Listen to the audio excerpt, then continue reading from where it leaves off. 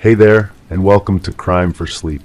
I know you're having trouble falling asleep, so let me keep you company with true crime stories from around the world. Before we dive in, I'm curious, where did you first hear this one? If you enjoy these stories, don't forget to like, comment, and subscribe. Now get comfortable, and let's get into tonight's case. Crime 1, the realtor told me the attic was just storage, nothing worth checking out.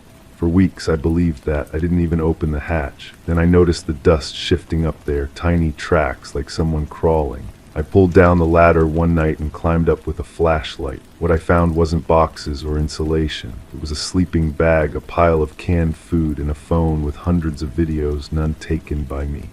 The angles were from inside my home, behind vents. Beneath furniture, some were filmed while I was in the shower. I wasn't living alone, and I never had been.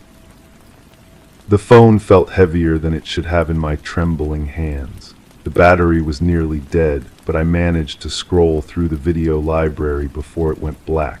Each thumbnail showed my own face, my own movements, captured from impossible angles. I recognized my kitchen counter from below, my bedroom ceiling from above, my bathroom mirror from a corner I couldn't even see. Someone had been documenting my entire existence without me knowing. I descended the ladder slowly, my legs unsteady beneath me. The house I'd called home for 3 months suddenly felt foreign. Every shadow seemed deeper, every creak more deliberate. I walked through each room with new eyes, searching for the hidden cameras I now knew existed. Behind the bathroom vent, I found the first one. A tiny lens, no bigger than a button, perfectly positioned to capture everything. The living room held 2 more, one embedded in the smoke detector, another tucked behind a picture frame that had supposedly come with the house. My bedroom revealed the most disturbing discovery yet, a device mounted inside the ceiling fan, rotating slowly to capture every angle of my most private moments. The violation felt absolute, complete. I called the police, but explaining the situation proved more complicated than I'd anticipated. The officer who responded seemed skeptical when I mentioned the attic dweller. He climbed up himself, flashlight in hand, but found nothing. The sleeping bag was gone. The canned food had vanished. Even the phone had disappeared, leaving behind only the faint impression of where it had been pressed against the insulation. "Are you sure about what you saw?" he asked, his tone suggesting he wasn't entirely convinced. I showed him the cameras I discovered, but they too had been removed. Clean holes in the walls where they'd been mounted, but no evidence of the devices themselves. The officer took notes, but I could see the doubt growing in his expression with each missing piece of proof. After he left, I sat in my kitchen trying to make sense of what had happened. Either someone had been living in my attic and watching me for months, only to vanish completely within the span of an hour, or I was losing my mind. Neither option felt particularly comforting. The next morning brought a visit from my landlord, a middle-aged woman who'd inherited the property from her father. She seemed genuinely concerned when I explained the situation, but her reaction struck me as odd. She kept touching her neck while I spoke, a nervous gesture that made me wonder what she wasn't telling me. "Has anyone else ever mentioned problems with this house?" I asked. Her hand moved to her throat again. The previous tenant left suddenly, middle of a lease, never gave a reason. She provided me with his forwarding address, though she warned me he might not want to discuss his time here. I found him working at a hardware store across town, a quiet man with tired eyes who seemed to recognize something in my expression before I even spoke. "You found them too," he said simply. We talked for nearly an hour. His experience mirrored mine almost exactly. The sounds from above, the discovery of the makeshift living space, the hidden cameras throughout the house. But when he tried to document everything, the evidence had vanished just as completely as mine had. "I think someone's been using that house for years," he told me, "coming and going as they please. The landlord's father built it in the 70s. Lot of hidden spaces, lot of ways in and out that aren't on any blueprint."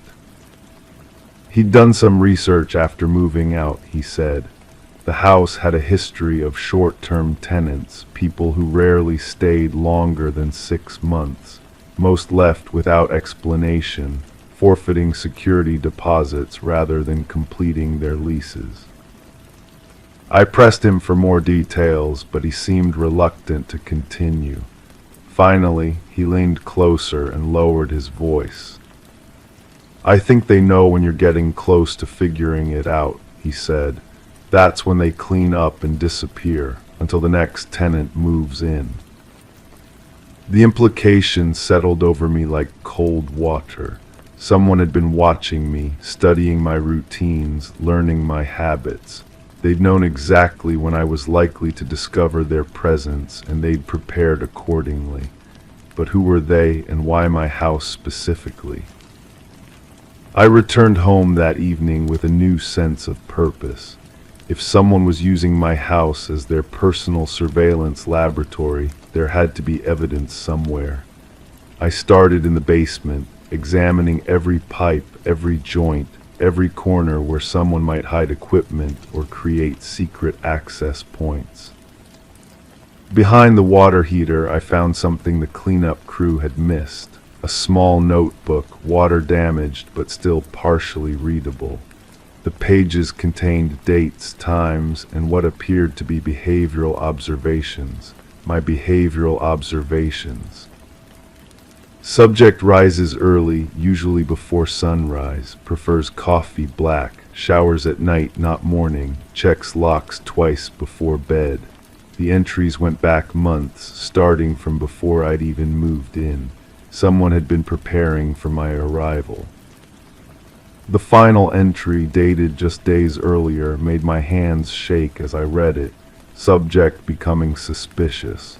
Noticed dust patterns. Time to relocate operation. I photographed every page before the ink could fade further, but even as I did, I wondered if it would matter. If this person or persons had been operating successfully for years, they clearly knew how to avoid consequences. How many other tenants had found similar evidence, only to have it disappear or be dismissed? The phone calls started that night. No voice on the other end, just breathing and the faint sound of movement. When I tried calling back, the number was always disconnected. I changed my locks, installed new security systems, even had a friend stay over for several nights. But the feeling of being watched never left. 3 weeks later, I found another phone hidden in my kitchen cabinet. This one contained newer videos, footage taken since my discovery in the attic. Someone had been in my house again, replacing the cameras I'd found, continuing their documentation of my life. The violation felt endless, inescapable. I moved out the following month, but I couldn't shake the feeling that I was simply passing the problem to the next person. Someone else would rent that house, discover the same signs, find the same evidence, and face the same disappearing act. The cycle would continue because no one in authority seemed capable of believing it was real. The landlord accepted my early departure without argument, which should have been a relief, but instead felt like confirmation. She'd been through this before. She knew exactly what was happening in her property, and she'd chosen to look the other way rather than confront it. I drive past that house sometimes, usually late at night when I can't sleep. There's always a light on in one of the windows, always a car in the driveway. New tenants, unaware of what they've inherited. I wonder how long it will take them to notice the dust patterns in the attic, to hear the sounds that don't belong. Part of me wants to warn them, to knock on their door and explain what they're really dealing with, but I know how that conversation would go. They'd look at me the same way that police officer looked at me, with polite skepticism and growing concern for my mental state. The truth is, I never found out who was living in my attic or why they chose my house. I never learned how they gained access or where they went when they vanished. All I know is that somewhere out there, someone has hundreds of hours of footage documenting my most private moments, and there's nothing I can do about it. Sometimes I wonder if they're still watching me in whatever new place I've found. The thought makes me check my vents more often than I should, examine my smoke detectors with unnecessary scrutiny.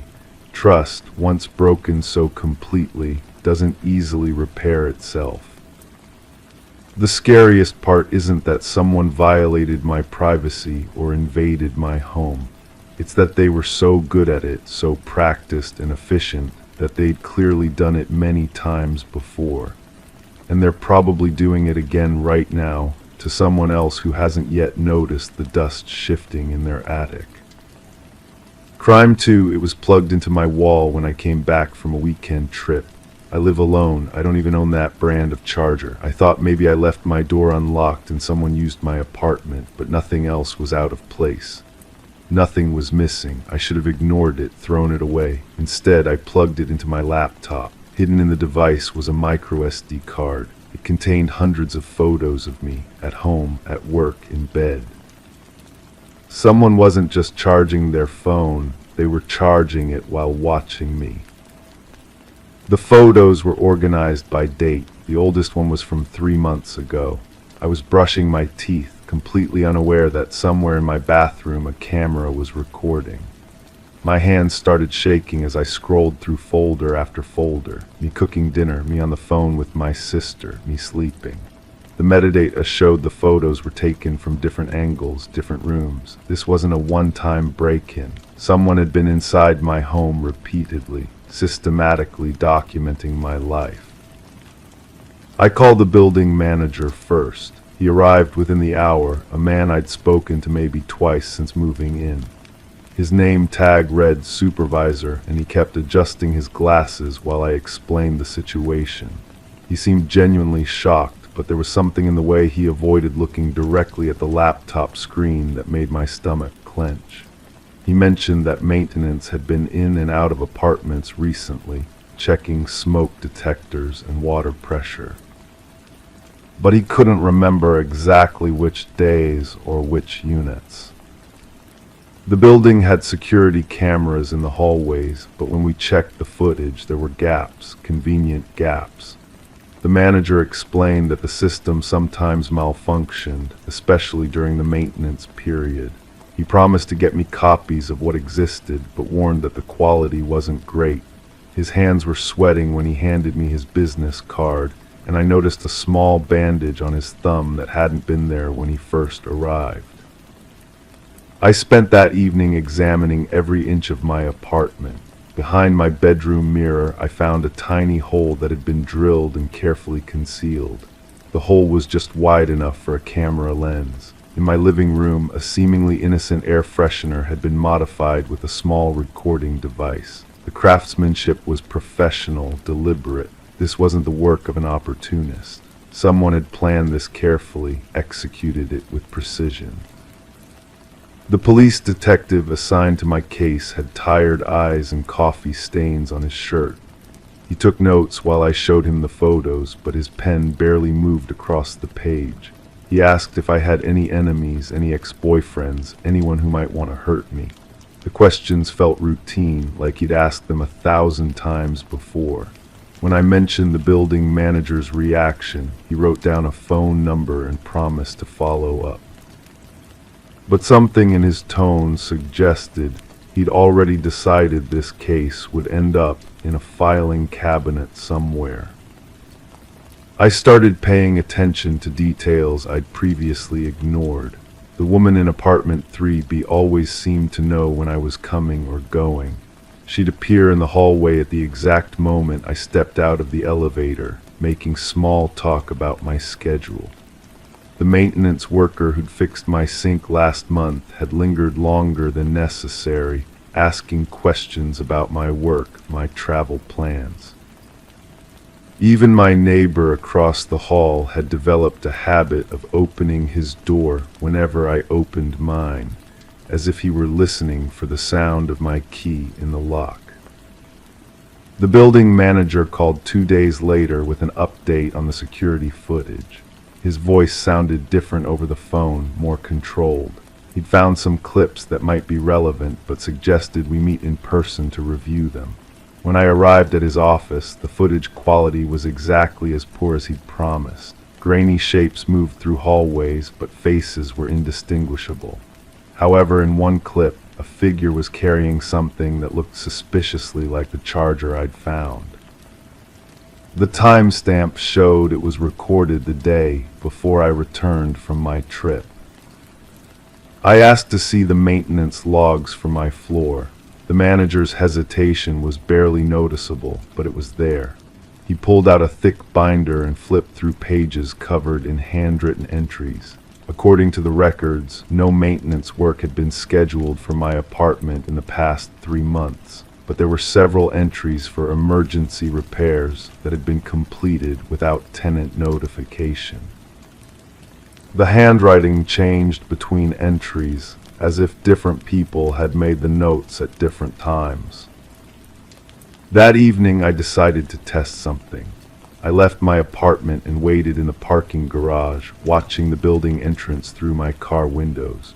Within 20 minutes I saw the maintenance worker entering through the side entrance, the one supposedly reserved for emergencies. He was carrying a small toolbox and had keys that opened the main door without any buzzing or approval from the front desk. I followed him upstairs, staying far enough behind to remain unnoticed. He went directly to my floor and stopped at my door. The sound of metal against metal echoed through the hallway as he worked on my lock. I had changed the locks after finding the charger, but somehow he still had access. I recorded everything on my phone, my breathing barely audible even to myself. When he finished and disappeared down the stairwell, I waited 10 more minutes before approaching my door. Fresh scratches marked the new lock, and inside my apartment, I could smell his cologne lingering near the bathroom mirror. I confronted the building manager the next morning with the video evidence. His reaction was immediate and telling.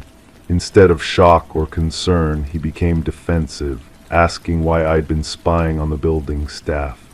He claimed the maintenance worker had legitimate access to all units for safety inspections, even though no such inspections had been mentioned in my lease agreement. When I pressed him about the modified air freshener and the hidden camera equipment, he suggested I might be imagining things, that stress could make people see patterns that weren't really there. The detective finally returned my call after I'd left 3 voicemails.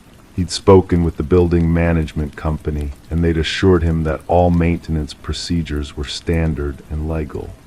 The photos on the memory card were concerning, but without clear evidence of who had taken them, there wasn't much the police could do.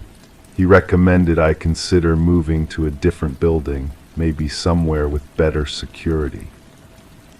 The case would remain open, but realistically, these types of investigations rarely led to arrests. I started noticing things about my daily routine that I'd never questioned before.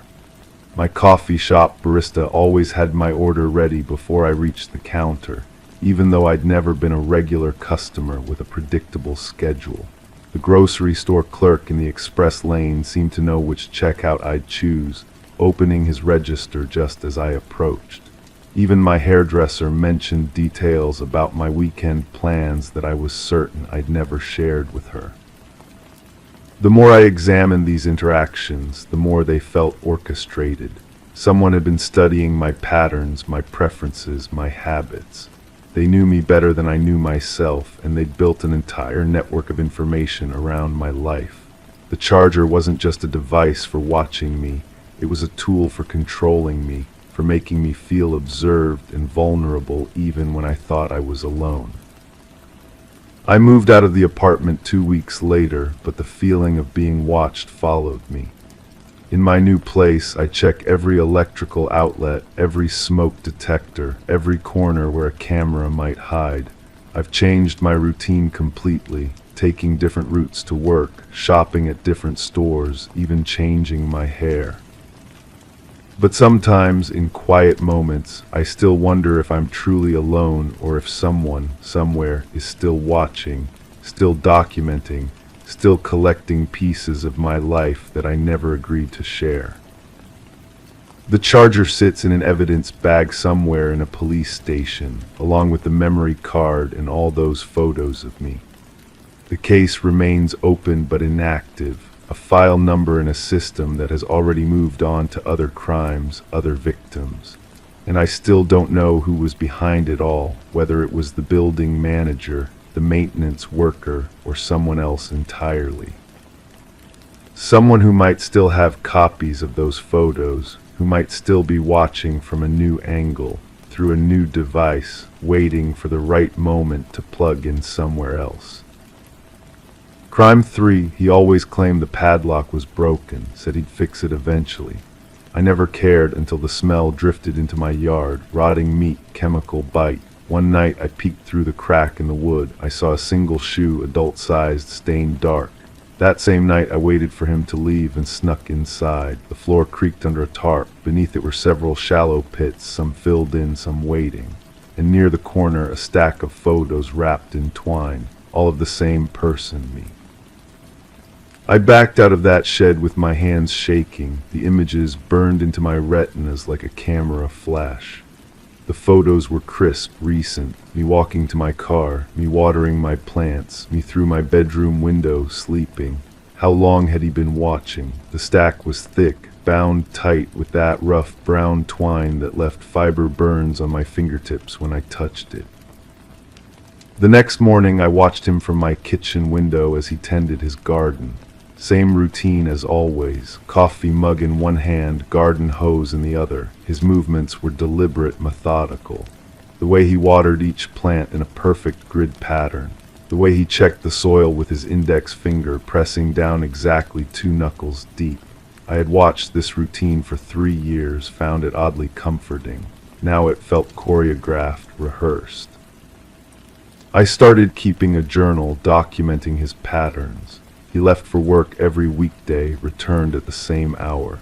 Saturday mornings were for yard work. Sunday afternoons he disappeared inside his house and I wouldn't see him until Monday. But there were gaps I had never noticed before, midweek absences that lasted well into the night. The shed door would hang open during these times and I could see him moving around inside with a flashlight, organizing something. The smell persisted. My other neighbors complained to the homeowners association about a possible gas leak or sewage problem. Environmental services came out twice, found nothing.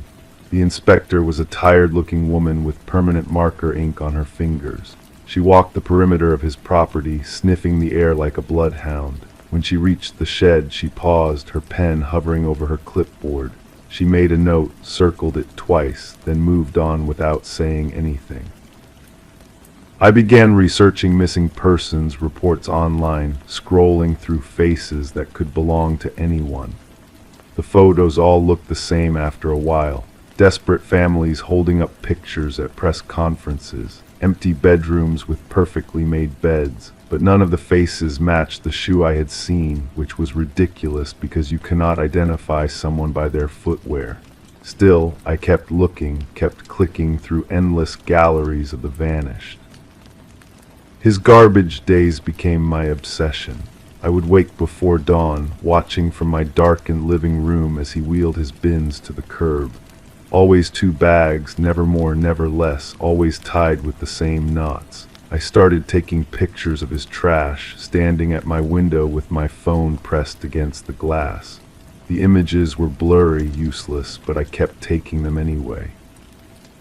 One evening I found him standing in my backyard, just standing there looking at my tomato plants. When I tapped on the window, he turned and waved as if this were perfectly normal behavior. His smile was the same friendly expression he had worn for 3 years, but now it seemed painted on, too wide for his face. I called the police non-emergency line, described what I had seen in the shed. The officer on the phone sounded bored, asked if I had witnessed any actual crime being committed. When I mentioned the photographs, he asked if I had taken them with me as evidence. I had not. He suggested I speak with my neighbor directly about my concerns, recommended a community mediation service. The conversation lasted 4 minutes. That night I dreamed about the pits. In the dream they were perfectly round, like moon craters, and I was standing at the edge of one looking down. The bottom was too dark to see, but I could hear movement down there, a scratching sound like fingernails on wood. When I woke up, my sheets were soaked with sweat, and I could still smell that chemical bite in the air. I started varying my routines, taking different routes to work, parking in different spots, but the feeling of being watched persisted. At the grocery store, I would catch glimpses of familiar clothing in my peripheral vision. The same blue jacket I had seen him wearing, the same canvas work boots, but when I turned to look directly, there was never anyone there. His shed stayed unlocked. Every night I could see it from my bedroom window, that door hanging slightly ajar like a mouth breathing. Sometimes I would see a faint light moving around inside, but by the time I got my binoculars, it would be gone. I bought a security camera, mounted it facing his property, but the angle was wrong and all I could capture were shadows and tree branches swaying in the wind. The photos haunted me most, the way they were organized, chronological, like a timeline of my life that I had never consented to. Some were taken from inside my house, angles that should have been impossible unless he had been inside when I was not home. I changed my locks, installed a security system, but the feeling of violation remained. I began to wonder if I had imagined the whole thing. Maybe the smell was coming from somewhere else. Maybe the shoe belonged to him, left there innocently while he worked. Maybe the photos were of someone else entirely, someone who just happened to look like me from a distance.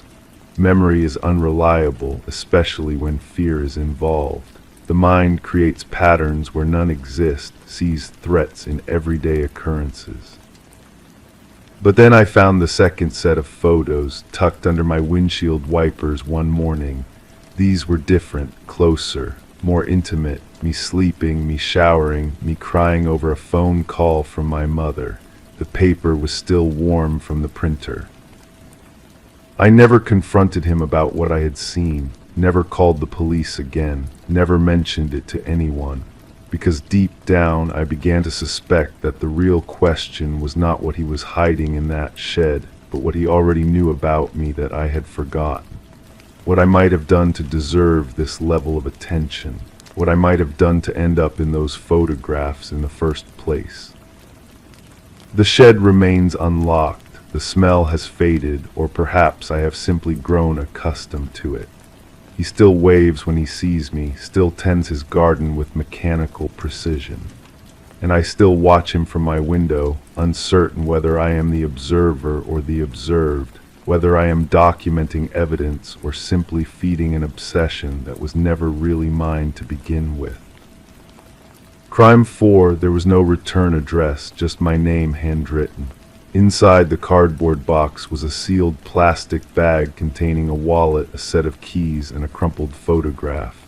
I didn't recognize the man in the picture, but the location behind him was unmistakable, my living room. I showed it to the police. They asked me why my fingerprints were on the wallet. I didn't have an answer. The package kept me awake at night. And when I finally looked in the crawl space under my house, I understood exactly why they sent it to me. It wasn't the wrong address after all. The detective's eyes had that hollow look I'd seen on television. She asked me to walk through the sequence of events again, slower this time. I told her about the delivery truck that came while I was at work, about the neighbor who signed for the package, about finding it on my doorstep when I returned home. The cardboard was damp from morning dew, corners softened like it had been sitting there for hours. "Take me through opening it," she said, her pen hovering over a yellow notepad. I remembered the sound of the tape pulling away from the cardboard, that sharp ripping noise that seemed too loud in my quiet kitchen. The plastic bag inside was thick, the kind used for evidence. The wallet was brown leather, worn at the edges. The keys were ordinary house keys on a plain metal ring, but the photograph stopped me cold. The man was middle-aged, unremarkable except for the way he stood in my living room like he belonged there. Behind him I could see my bookshelf, my lamp, the corner of my couch. "Did you touch anything else in the bag?" the detective asked. I shook my head, but my hands remembered the weight of the wallet, the way the leather felt warm against my palm before I realized what I was holding. The detective made a note. She told me they'd found my fingerprints on the wallet, clear as day. She asked if I'd ever seen the man before. I stared at the photograph until my eyes watered, searching for some flicker of recognition, but his face remained that of a stranger. The investigation moved forward without me, but the questions followed me home. I found myself studying every corner of my living room, trying to understand when that photograph was taken. The angle suggested someone standing near my front window. The lighting looked like afternoon sun. I checked my work schedule, my calendar, trying to find gaps where someone could have been in my house with this man. Nothing made sense. Sleep became impossible. I'd lie in bed listening to the house settle, wondering if those creaking sounds were just wood expanding or footsteps I'd never noticed before. The smell of my own home started feeling foreign, like walking into a hotel room that almost resembles your bedroom but not quite.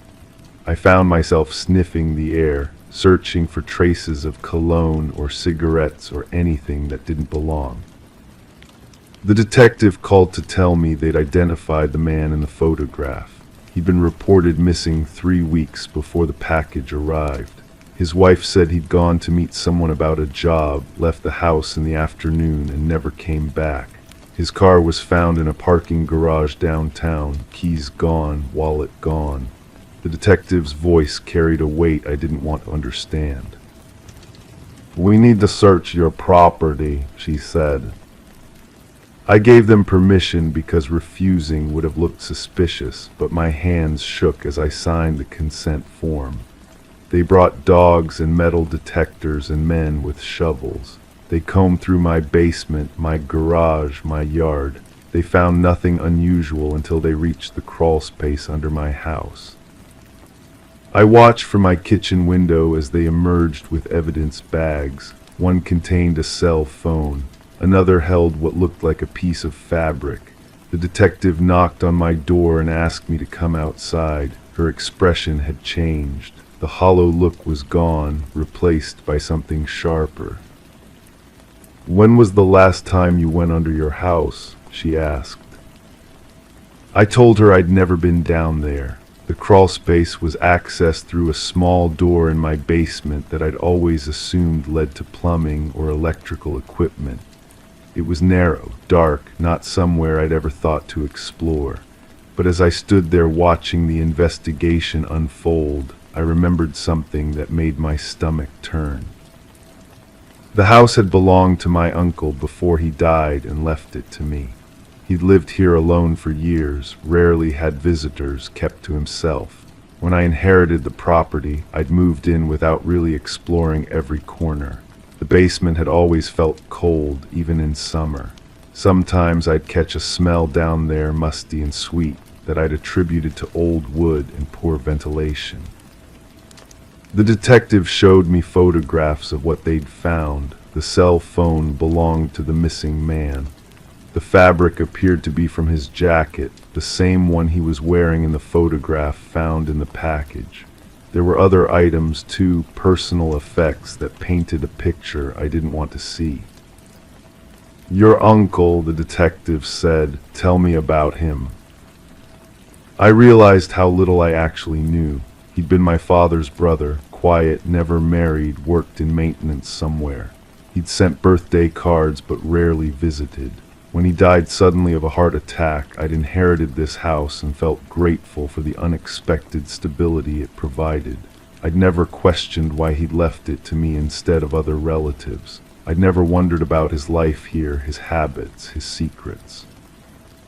The investigation revealed that the missing man had responded to a job listing, something about handyman work.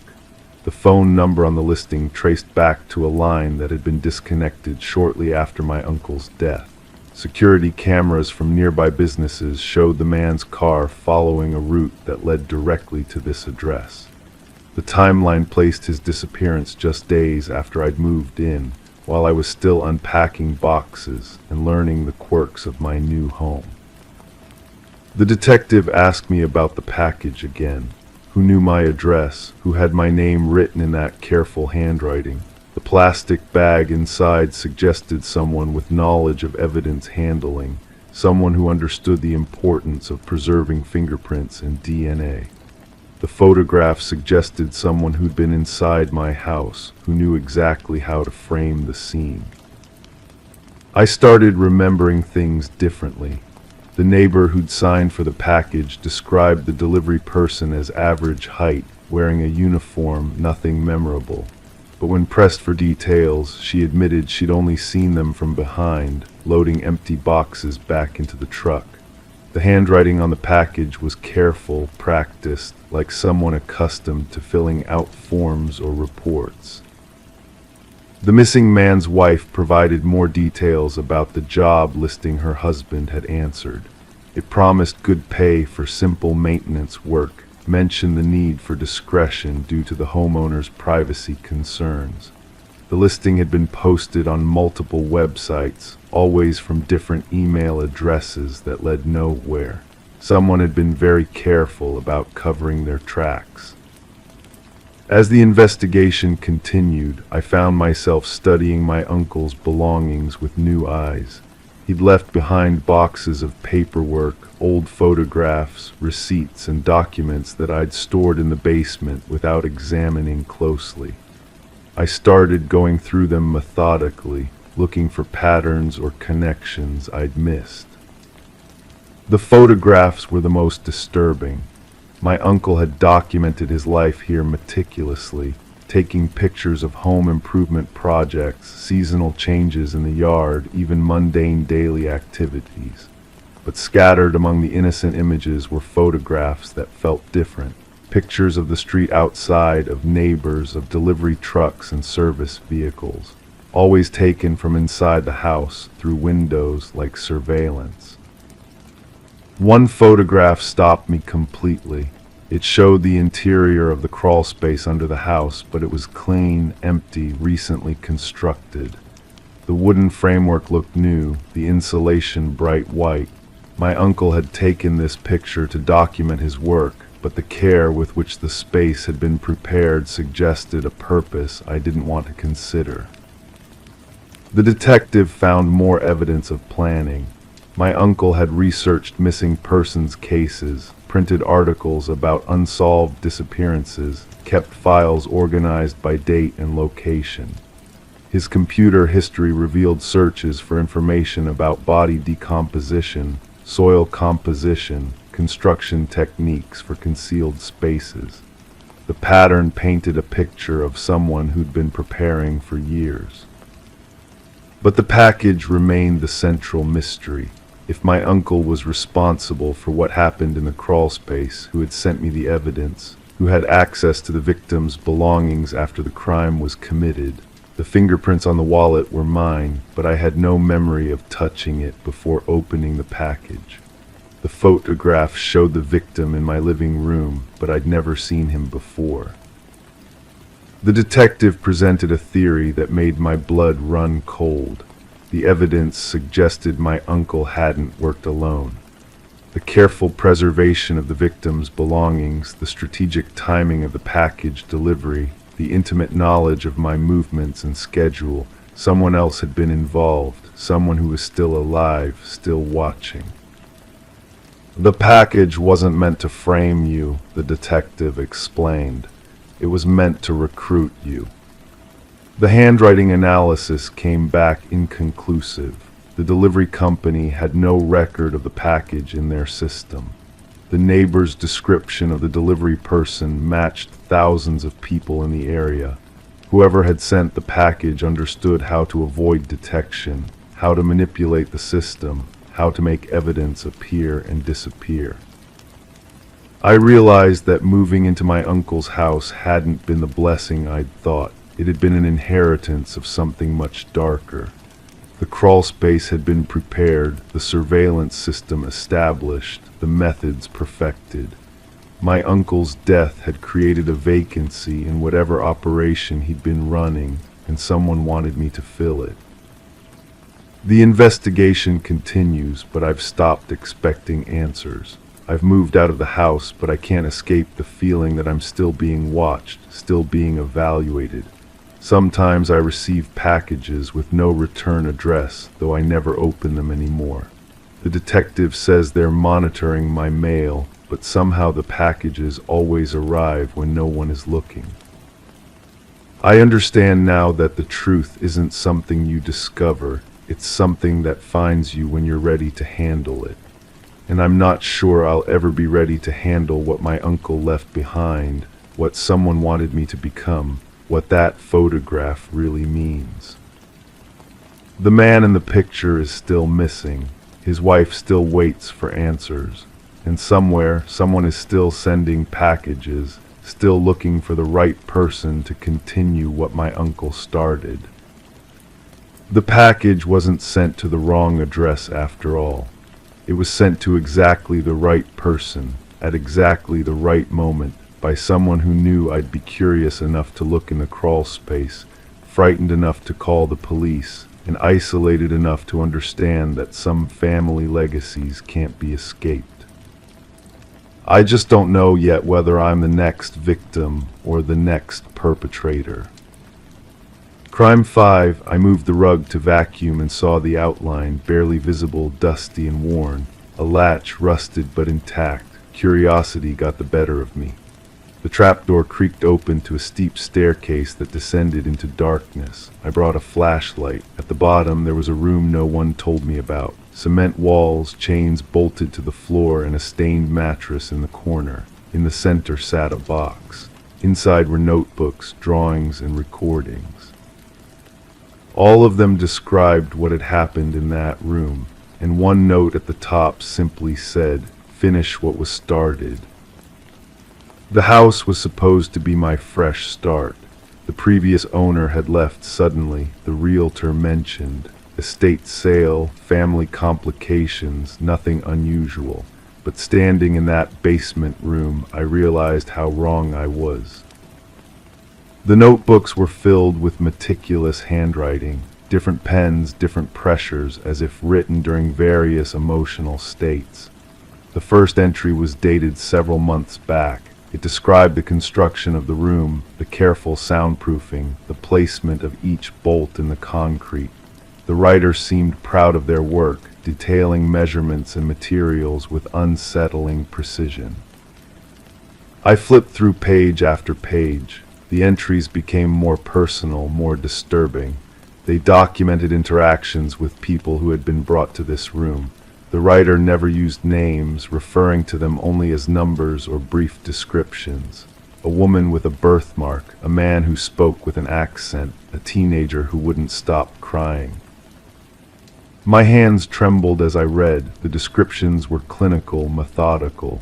There was no emotion in the words, just facts recorded like a scientific experiment. The writer documented everything: reactions, responses, duration of stay.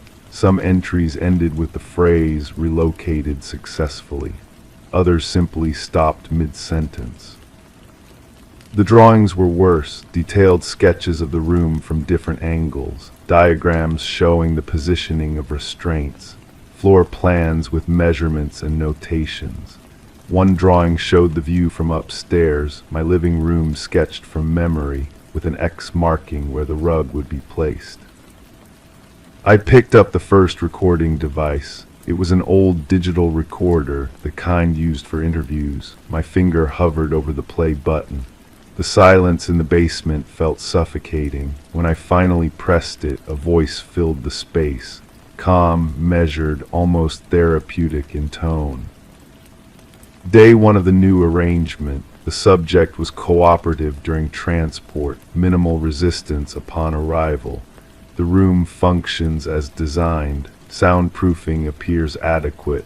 No external noise penetration detected.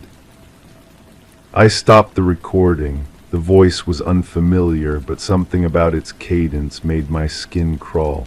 Professional, detached, like a doctor dictating notes. I tried another recording, this one from a different date based on the file name. Subject displays signs of psychological adaptation. Stockholm Syndrome developing as anticipated. The conditioning process proceeds ahead of schedule. Note: increase nutritional intake to maintain optimal health parameters.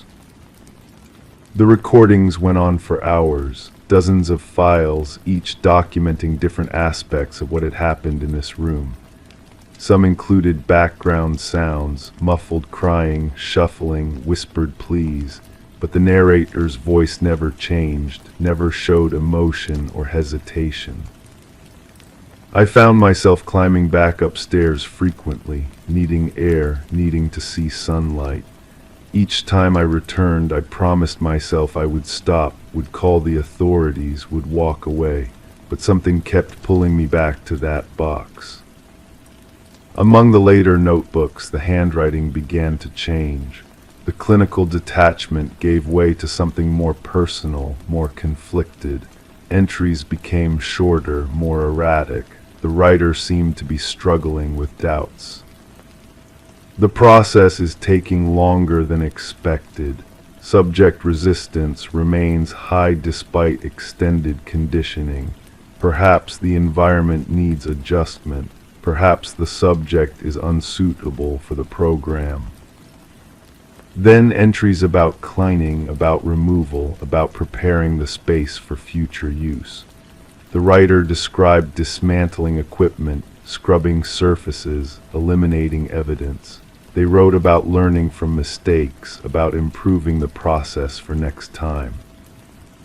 The final entry was different. The handwriting was hurried, less controlled. They're getting close. The investigation has expanded beyond what was expected. Time to relocate. The new owner will be arriving soon. Perhaps they will understand the work better than I did. Perhaps they will have the dedication I lacked. The room is ready. The materials are prepared. The process can continue. That's when I found the folder marked with my name. Inside were photographs of me. Pictures taken through windows from across the street in parking lots. Images of me signing papers at the real estate office, moving boxes into the house, living my normal life while being watched. The photos were arranged chronologically, documenting weeks of surveillance before I even knew this house existed. Beneath the photos was a typed letter.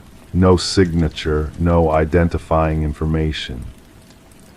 The work requires dedication and patience. The previous occupant lacked both. The selection process for the new caretaker was extensive.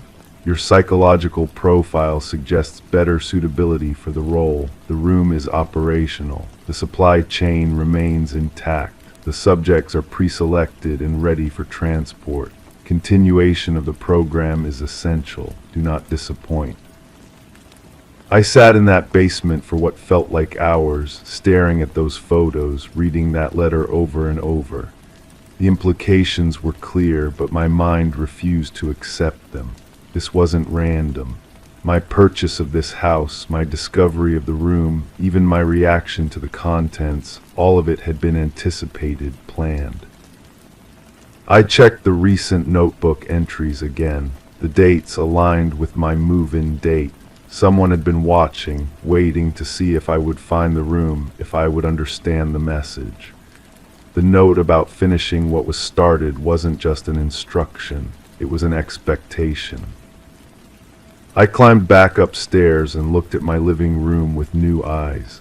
The furniture placement, the rug's position, even the vacuum I had used, everything suddenly felt deliberate, staged. I pulled out my phone to call the police, but stopped. What would I tell them? That I found evidence of crimes in my basement, that someone had been watching me, that I might be expected to continue something I didn't understand. The recordings had mentioned transportation, supply chains, subject selection. Somewhere people were being chosen, prepared, delivered. The system was still operating, and according to the letter, I was supposed to be its new operator. I walked to the window and looked outside. The street appeared normal, suburban, safe, but I couldn't shake the feeling that I was being watched, evaluated, tested. Had I passed by taking the materials upstairs, failed by not calling the police immediately, or was my paralysis exactly what they expected? The box was still downstairs along with everything else. The room was intact, functional, waiting. I had a choice to make, but I realized I didn't fully understand what that choice was. The previous owner had left, but they had also left instructions. They had prepared everything for continuation. As darkness settled over the house, I found myself listening for sounds I couldn't identify. Footsteps that might not be mine, cars that lingered too long on the street, phone calls that ended when I answered. The feeling of being part of something larger than myself, something that had been operating long before I arrived and would continue long after I left. I still have the key to the trapdoor. I still have the recordings, the notebooks, the photographs. Sometimes I go downstairs just to look at the room to remind myself it's real. The chains are still there, polished clean. The mattress has been replaced with a fresh one. Someone has been maintaining the space. And sometimes, late at night, I hear the floorboards creak upstairs when I'm certain I'm alone in the basement. As if someone else has discovered the rug, has found the latch, has started their own descent into understanding. The letter mentioned disappointment, but it also mentioned continuation. I keep wondering if my role is to participate or to prepare the way for whoever comes next, whether I'm the caretaker or just another subject in someone else's experiment. The work continues, but I'm no longer certain which side of it I'm on. Crime 6, I don't have kids, never have, but my landlord left an old baby monitor plugged into the wall when I moved in. I didn't think much of it until it clicked on by itself. No baby sounds, just static, then breathing. Rhythmic, close. I walked the house and found nothing, but each night it turned on again. One time it played a recording, a whisper, my name. I took it apart and found something worse inside, a transmitter. Someone was using it to listen. And when I traced the signal, it didn't come from outside the house. It came from inside the crawl space. The crawl space access was behind the water heater in the basement. The wooden panel had been painted over so many times that the edges were rounded, but underneath the paint I could see scratches, fresh ones. The wood around the screws was lighter, cleaner than the rest. Someone had been down there recently. I called my landlord first. He sounded confused, distracted, said he'd never owned a baby monitor, didn't know where it came from. His voice had that quality people get when they're trying to remember something that doesn't want to be remembered. He mentioned the previous tenant had been a young woman, single, kept to herself, left suddenly without giving notice. The real estate agent who handled the rental gave me more details. The woman had paid 6 months in advance, then disappeared overnight, left everything behind, furniture, clothes, personal items. The landlord had waited the legal amount of time before clearing out her belongings. Most went to charity, but some things were stored in the basement. Maybe that's where the monitor came from, the agent suggested. A reasonable explanation that felt wrong in every way. I started checking the other electronic devices in the house. The smoke detectors were newer than they should have been. The thermostat had a small antenna I'd never noticed. Even the cable box had extra ports that didn't connect to anything visible. The house was wired for surveillance, but not by professionals. This was improvised, hidden, personal. The breathing on the monitor continued every night, always the same rhythm, like someone sleeping deeply. But sometimes there were other sounds, shuffling like fabric against wood. The whisper of my name came again, clearer this time. A woman's voice, tired, desperate. She said my name like she knew me, like she'd been waiting for me. I found the previous tenant's social media accounts. Her photos showed a cheerful woman in her 20s, always smiling, always surrounded by friends. But the posts became stranger in the weeks before she vanished. She wrote about feeling watched, about sounds in the walls, about dreams where she couldn't wake up. Her friends commented with concern, but she brushed off their questions. The last post was a single word: finally. The police report was thin, no signs of struggle, no evidence of foul play. Her car was found at a bus station across town. Security cameras showed her getting on a bus, but the footage was grainy, unclear. The investigating officer noted that she seemed calm, purposeful, like someone who had made a decision and was following through. But I kept thinking about that word, finally. Finally what? Finally leaving, finally understanding something, finally giving up. I went back to the crawl space with a flashlight and a screwdriver. The space was narrow, dirty, filled with pipes and electrical conduits. But in the far corner behind the main support beam, I found something that made my hands shake. A sleeping bag still laid out, a pillow indented with the shape of a head, empty water bottles, snack wrappers, a portable radio tuned to static. Someone had been living down there, listening, watching. The transmitter in the baby monitor wasn't just for surveillance, it was for communication. The breathing, the whispers, they weren't recordings, they were live. I called the police, but what could I tell them? That someone might have been hiding in my crawl space, that a missing woman might still be alive. The evidence was circumstantial, strange, but not criminal. The sleeping bag could have been left by anyone. The modified electronics could have been installed by a paranoid previous tenant. The detective who came to the house was polite but skeptical. She took notes, photographed the crawl space, collected the baby monitor, but I could see in her expression that she thought I was either paranoid or seeking attention. She mentioned that missing persons cases were complicated, that people had the right to disappear if they wanted to. Sometimes the best thing to do was let them go. That night the house was quiet for the first time since I'd moved in. No static, no breathing, no whispers. I should have felt relieved, but instead I felt watched. The silence was worse than the sounds. It felt like someone holding their breath, waiting. I started researching the house's history. Built in the 60s, it had changed hands frequently. Most tenants stayed less than a year. The reasons varied: job relocations, family changes, better opportunities. But the timing was consistent. People left suddenly, without much explanation. The pattern went back decades. The breakthrough came from an unexpected source. A retired postal worker who had delivered mail to the house for 20 years. He remembered the previous tenant well. She had been receiving packages addressed to different names. Always electronic equipment, always small enough to fit through the mail slot. When I showed him the modified devices I'd found, he nodded grimly. He'd seen similar setups before, usually in domestic surveillance cases. But this wasn't domestic, this was something else entirely.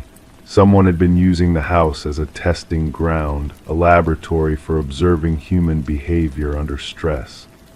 The pattern of short-term tenants, the sophisticated but hidden surveillance equipment, the way people left suddenly, it all pointed to something deliberate, systematic. I started sleeping elsewhere, staying with friends, working late at the office. But I kept the lease, kept paying rent. I wanted to understand what had happened to the woman who lived there before me. I wanted to know who had been watching from the crawl space and why. The answer came from an unexpected place. Going through old mail that had been forwarded incorrectly, I found a letter addressed to the previous tenant. Inside was a check for a significant amount of money, issued by a research firm I'd never heard of. The memo line read, "Behavioral Study Compensation, Final Payment." The research firm's website was professional but vague. They specialized in environmental psychology and residential behavioral analysis. Their client list included government agencies, tech companies, and academic institutions. When I called, they claimed no knowledge of any study involving the house or the missing tenant. But the check was real. The money had been deposited into her account just days before she disappeared. The bank records, which I obtained through a private investigator, showed a pattern of regular payments over several months. She had been paid to live in the house, to be observed, to play the role of an unwitting test subject. The final piece came from the crawlspace itself. Hidden behind insulation, I found a notebook. Pages of handwritten observations, detailed notes about sleeping patterns, daily routines, stress responses. The handwriting was careful, scientific, completely impersonal, but the last entry was different, personal, guilty. Subject has become aware of surveillance, exhibiting signs of severe psychological distress, recommending immediate termination of study. Cannot continue to observe deterioration without intervention. This was supposed to be benign behavioral research. It has become something else. The entry was signed with initials I didn't recognize, but attached to the notebook was a photograph, the missing tenant, but not alone. She was standing next to a man in a lab coat, both of them smiling. The photo was taken in what looked like a university setting. On the back, someone had written, "Doctor and his favorite student." I showed the photograph to the detective, along with the notebook and the check. This time she took it seriously. The research firm was investigated, but they had covered their tracks well. No illegal activity could be proven. The missing woman had signed consent forms, had been paid fairly for her participation. The fact that she had suffered psychological damage was unfortunate but not criminal. But the investigation revealed something else. The man in the photograph was listed as deceased, killed in a car accident just weeks after the woman's disappearance. His research notes had been destroyed in a fire that consumed his office. The only witness to what had really happened in that house was missing, and the person responsible was dead. I moved out the following week, but I kept in touch with the detective, kept checking for any news about the missing woman. Months passed without any leads. Then, almost a year after I'd left the house, I received a phone call. The voice was familiar, tired, scared. It was her. She was alive, living under a different name in a different state. She had run because she couldn't trust anyone to believe what had happened to her. The research study had been a cover for something darker. The man in the photograph hadn't been studying her behavior. He had been breaking her down systematically, methodically. The goal wasn't scientific knowledge, it was control. She never came forward officially, never pressed charges or made a formal statement. She had built a new life and was afraid to risk it. But she wanted me to know that she was okay, that she had survived, and she wanted me to know something else. The house was still being used. New tenants, new test subjects, new observers in the crawl space. The research firm might have been shut down, but the work continued. Someone else had taken over the project, learned from the previous mistakes, refined the methods. I think about that conversation often. About the choice she made to disappear rather than fight, about the house that continues to consume people, one tenant at a time. about the observers who watch from hidden spaces, taking notes on human suffering. The baby monitor is still there, I'm sure, still plugged into the wall, still picking up more than sound, still waiting for the next person to move in, to live their life unaware that every moment is being recorded, analyzed, judged. And somewhere in a crawl space or a basement or a hidden room, someone is still watching, still taking notes, still turning ordinary people into test subjects for an experiment that has no end. Crime 7, it seemed innocent, just a slip of paper under my door promising a chance to win cash for answering 10 questions. I filled it out, left it on my porch, and forgot about it. Then the letters started arriving. Not prizes, instructions, step-by-step actions, one per day. At first it was minor, walk your dog down a new street. Then it escalated. Leave your door unlocked, don't answer your phone today. When I stopped complying, my dog vanished. I thought it was a coincidence until the final letter came. You failed the test. Time to meet the others who did too. The address led me to a basement meeting room beneath a community center. Fluorescent lights buzzed overhead, casting everything in that sickly yellow glow that makes everyone look like they're dying. Folding chairs arranged in a circle. 8 people already seated when I arrived. Their faces held that same hollow expression I'd been wearing for weeks, the look of someone who'd stepped into quicksand without realizing it. The woman who seemed to be leading this gathering had perfectly manicured nails, but her cuticles were chewed raw.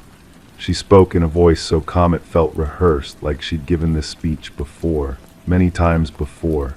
She explained how we'd all received the same survey, all made the same mistake of thinking it was harmless. The questions had seemed random: favorite color, preferred walking route, work schedule, family members, security habits. What we didn't realize was that someone had been watching, documenting, learning our patterns with surgical precision.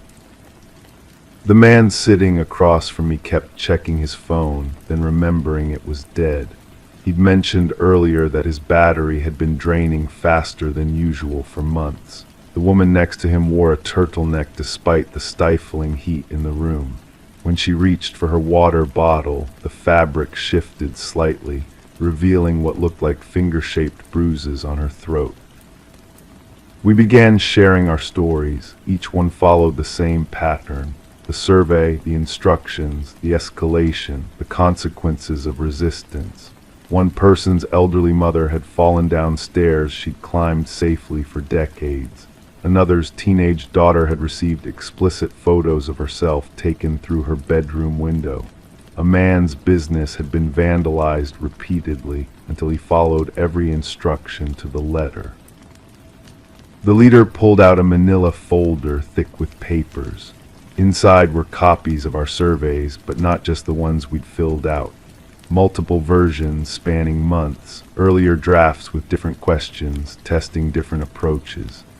She showed us aerial photos of our neighborhoods, detailed floor plans of our homes, psychological profiles written in clinical language that reduced us to behavioral patterns and exploitable weaknesses.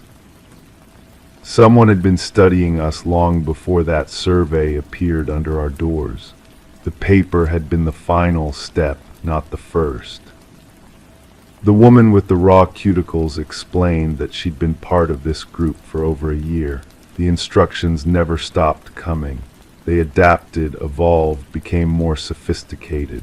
What started as psychological manipulation had graduated to something far more invasive. People in the group received assignments involving other members' families. Cross-contamination, she called it, insurance against anyone talking. I found myself studying each face in the circle, wondering which of them had been instructed to tamper with my car brakes or slip something into my coffee. The paranoia was intentional, she explained. Trust becomes impossible when everyone might be both victim and perpetrator. The folder contained more than just surveillance records. There were bank statements showing mysterious deposits in each of our accounts, small amounts, but enough to establish financial connections if anyone looked closely. Phone records of calls we'd never made to numbers we'd never seen. Email logs of messages sent from our accounts while we slept. We weren't just being controlled, we were being framed, set up. Every instruction we'd followed had created evidence of our complicity in something larger. The woman showed us photographs taken during our compliance, me leaving my door unlocked, another member walking their dog on that new street at the exact moment someone else was burglarizing a house 2 blocks away. The most disturbing part wasn't what had been done to us, it was realizing how perfectly we'd been chosen. Each person in that circle represented a different demographic, profession, social circle. Together, we formed a comprehensive cross-section of the community. Someone had been mapping social networks, identifying key nodes that could be leveraged for maximum influence. The meeting ended without resolution. No plan to go to authorities, we'd all tried that. The evidence against us was too compelling, our stories too unbelievable. The police had already been primed with selective information about each of us, painting us as unreliable witnesses with questionable motives. Walking home through familiar streets that no longer felt safe, I understood that the survey had never been about winning cash. It had been a recruitment test. We'd volunteered for something we couldn't comprehend, and now we were trapped in a system designed to sustain itself through our continued participation. The next envelope was waiting on my kitchen counter when I arrived, not under the door this time, inside the house. The message was brief: "Welcome to the program. Your first assignment begins tomorrow. Remember, your neighbors are watching." I sat in my kitchen holding that piece of paper, realizing that everything I thought I knew about choice and control had been an illusion. Somewhere in this quiet suburban neighborhood, someone was orchestrating a symphony of manipulation that turned ordinary people into unwitting accomplices in their own destruction. The survey had been just the beginning. And now, looking back at those 10 innocent questions, I could see how each answer had been a thread in a web I'd helped weave around myself. The cash prize had never existed. We were the prize. Our compliance, our fear, our silence, that was what someone had been collecting all along. My phone buzzed with a text from an unknown number. "Don't think too hard about tomorrow's assignment." The last person who overthought things lost more than just their dog. I never found out what happened to the others in that circle. One by one, they stopped showing up to meetings. Whether they'd found a way out or simply been absorbed deeper into whatever machinery we'd stumbled into, I'll never know. What I do know is that the instructions keep coming, and each time I consider refusing, I remember that basement room and wonder which of my neighbors received a survey of their own. Crime 8, the hole wasn't there when I left for work. It was shallow, precise, and in the center was a single object, a pair of my shoes buried toe up, soles exposed. I filled it in and called animal control. They said it was probably raccoons, but the next day the hole was back, this time deeper. And in it was something worse, a lock of hair tied with twine. Not just anyone's hair, mine. I set up cameras. I thought I'd catch a person. I didn't. I caught something else. And it knew exactly what I feared. The footage showed nothing but darkness, wind moving through branches, and the faint glow of streetlights bleeding through my fence. Yet every frame felt wrong. The timestamp moved forward, but something about the shadows suggested movement where there should have been stillness. I watched it dozens of times, adjusting contrast, zooming in on every corner of the yard.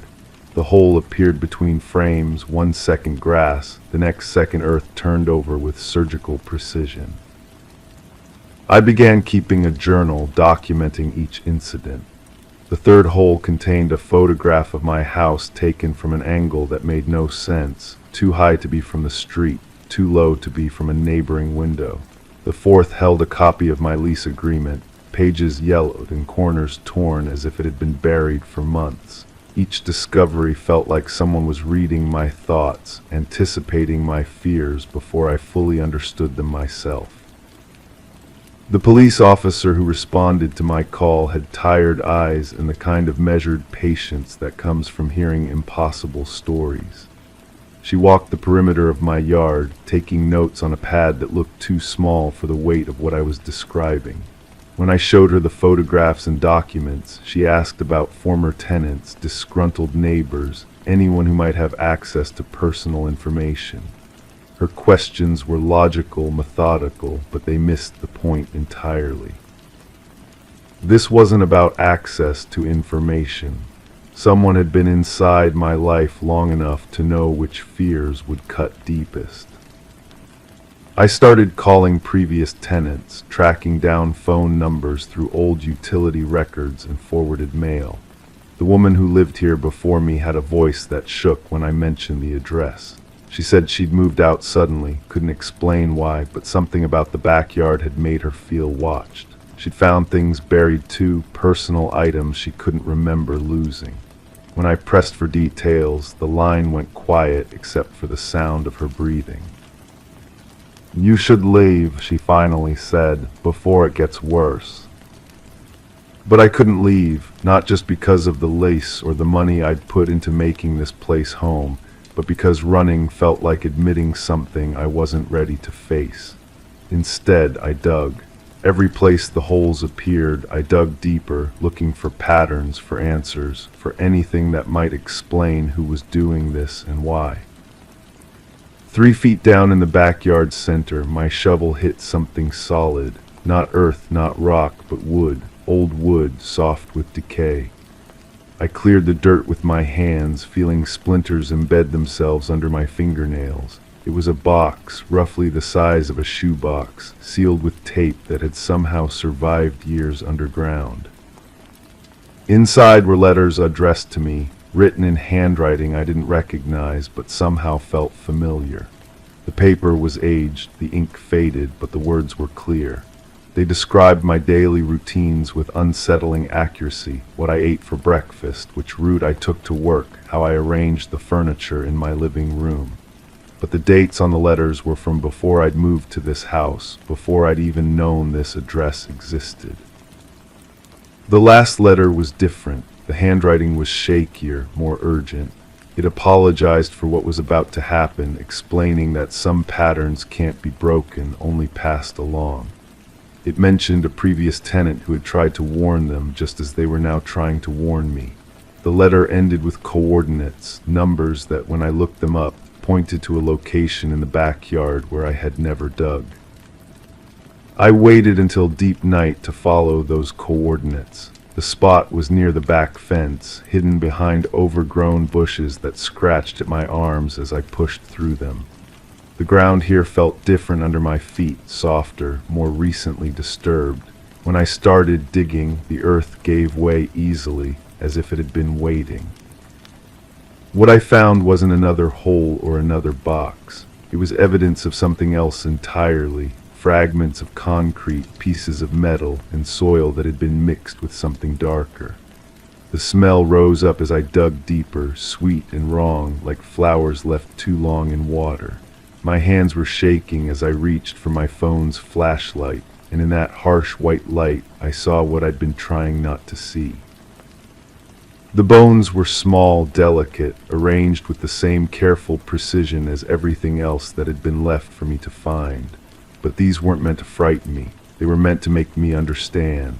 Someone else had lived in this house, had found holes in their backyard, had received their own impossible warnings. And when they couldn't run, when they couldn't make it stop, they had become part of the pattern.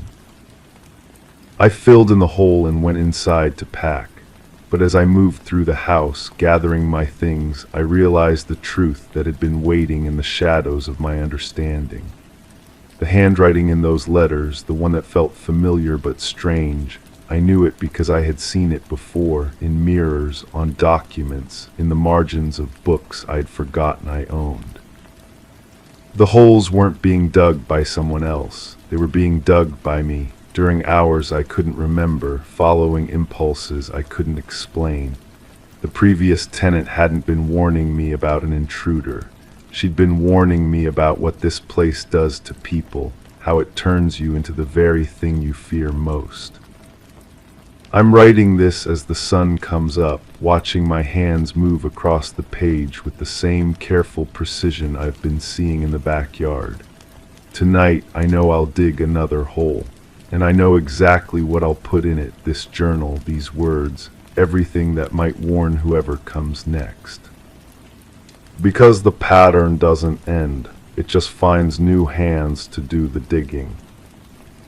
Crime 9, clean sheets, fresh pillowcases, I'm meticulous about it. That's why it stood out, a smudge on my pillow, circular and oily. At first I thought it was mine.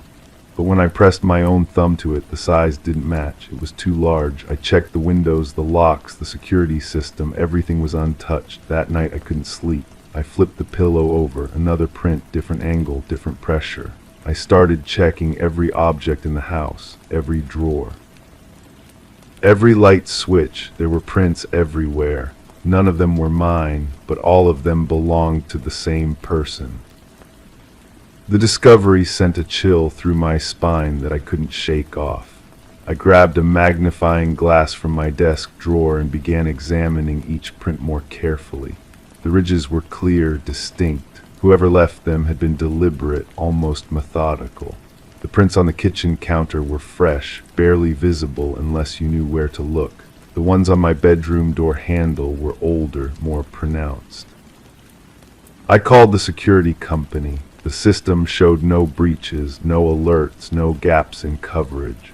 The technician who came out was thorough but dismissive. He suggested I might be overthinking things, that maybe a cleaning service or maintenance worker had been inside without my knowledge. But I don't use cleaning services. I handle my own maintenance. I've lived alone for years, and I know every surface in this house.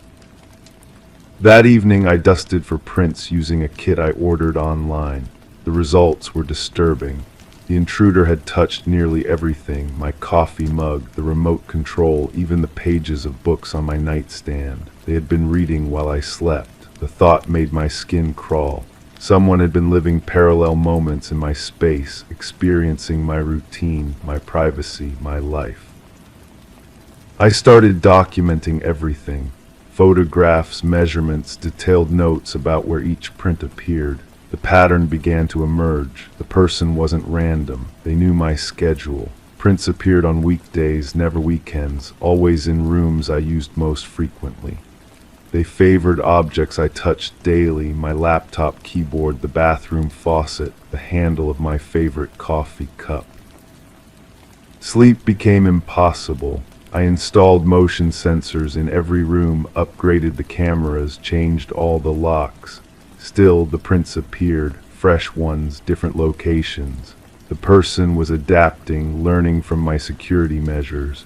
They left prints on the new locks themselves, as if mocking my attempts at protection. I reviewed months of security footage, frame by frame. Nothing, no forced entry, no shadows in windows, no suspicious activity. Yet the evidence was undeniable. Someone was inside my house regularly, intimately familiar with my belongings, my habits, my life. They knew when I showered, when I cooked, when I read. They were studying me. The breakthrough came when I found a print on something that shouldn't have been possible, the inside of my medicine cabinet mirror. To leave that mark, someone would have had to open the cabinet, touch the mirror's interior surface, and close it again. But the motion sensors would have detected that movement, unless they knew exactly how to avoid them. I began to suspect someone with access to my security system, a former employee of the installation company, perhaps, or someone who had obtained my codes. I changed everything again, new company, new equipment, new protocols. For 3 days, no new prints appeared. I allowed myself to believe the nightmare was over.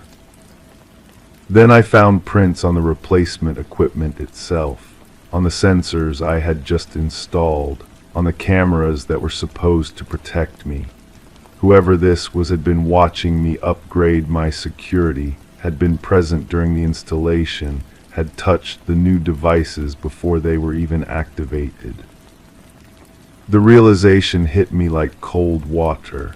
This person wasn't breaking in. They didn't need to. They were already inside. They had been there all along, invisible, patient, meticulous.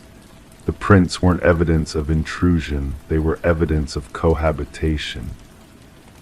I started leaving objects in specific positions, testing whether they would be moved. A book placed at a precise angle on the coffee table.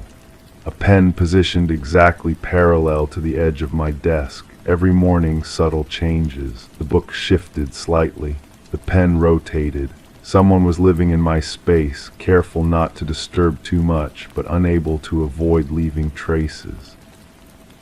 The smell was next, a faint scent I couldn't identify, somewhere between soap and something metallic. It lingered in rooms after I'd been away. Strongest in my bedroom, around my dresser, where someone had been handling my clothes. The thought of unknown hands touching my personal belongings made me nauseous. I hired a private investigator. She was thorough, professional, skeptical. She examined the prints, reviewed my documentation, interviewed neighbors. Her conclusion was unsettling. The prints were too perfect, too consistent. Real break-ins leave messy evidence, scratches, damage, obvious signs of forced entry. This was different. This was intimate. She suggested something I hadn't considered. What if the person wasn't a stranger? What if they had legitimate access at some point? A former partner, a relative, someone I had trusted with keys or codes. Someone who knew my routines because they had once been part of them. I made a list of everyone who had ever had access to my house. The list was shorter than I expected, but more disturbing than I wanted to admit. Each name brought back memories, relationships, trust that had been given and perhaps betrayed. People who had shared meals at my table, slept in my bed, knew where I kept my spare keys. The investigation led to dead ends. Former partners had alibis, relatives lived too far away, friends showed no signs of obsessive behavior. Yet the prints continued. More frequent now, as if the person sensed my investigation and was becoming bolder. They left prints on my investigation notes, on the business card the private investigator had given me, on the new locks I installed weekly.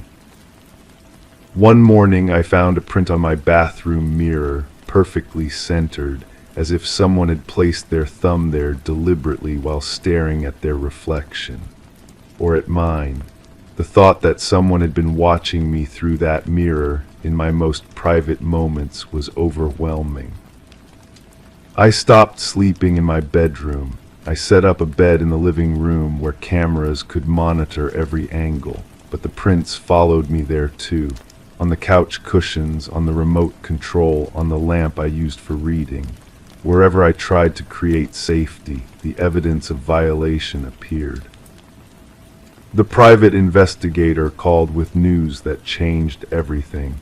She had run the prints through databases, compared them to samples from people on my list. There was a match, but when she told me the name, my blood went cold. It wasn't someone I had suspected. It was someone I had never considered, someone I had trusted completely.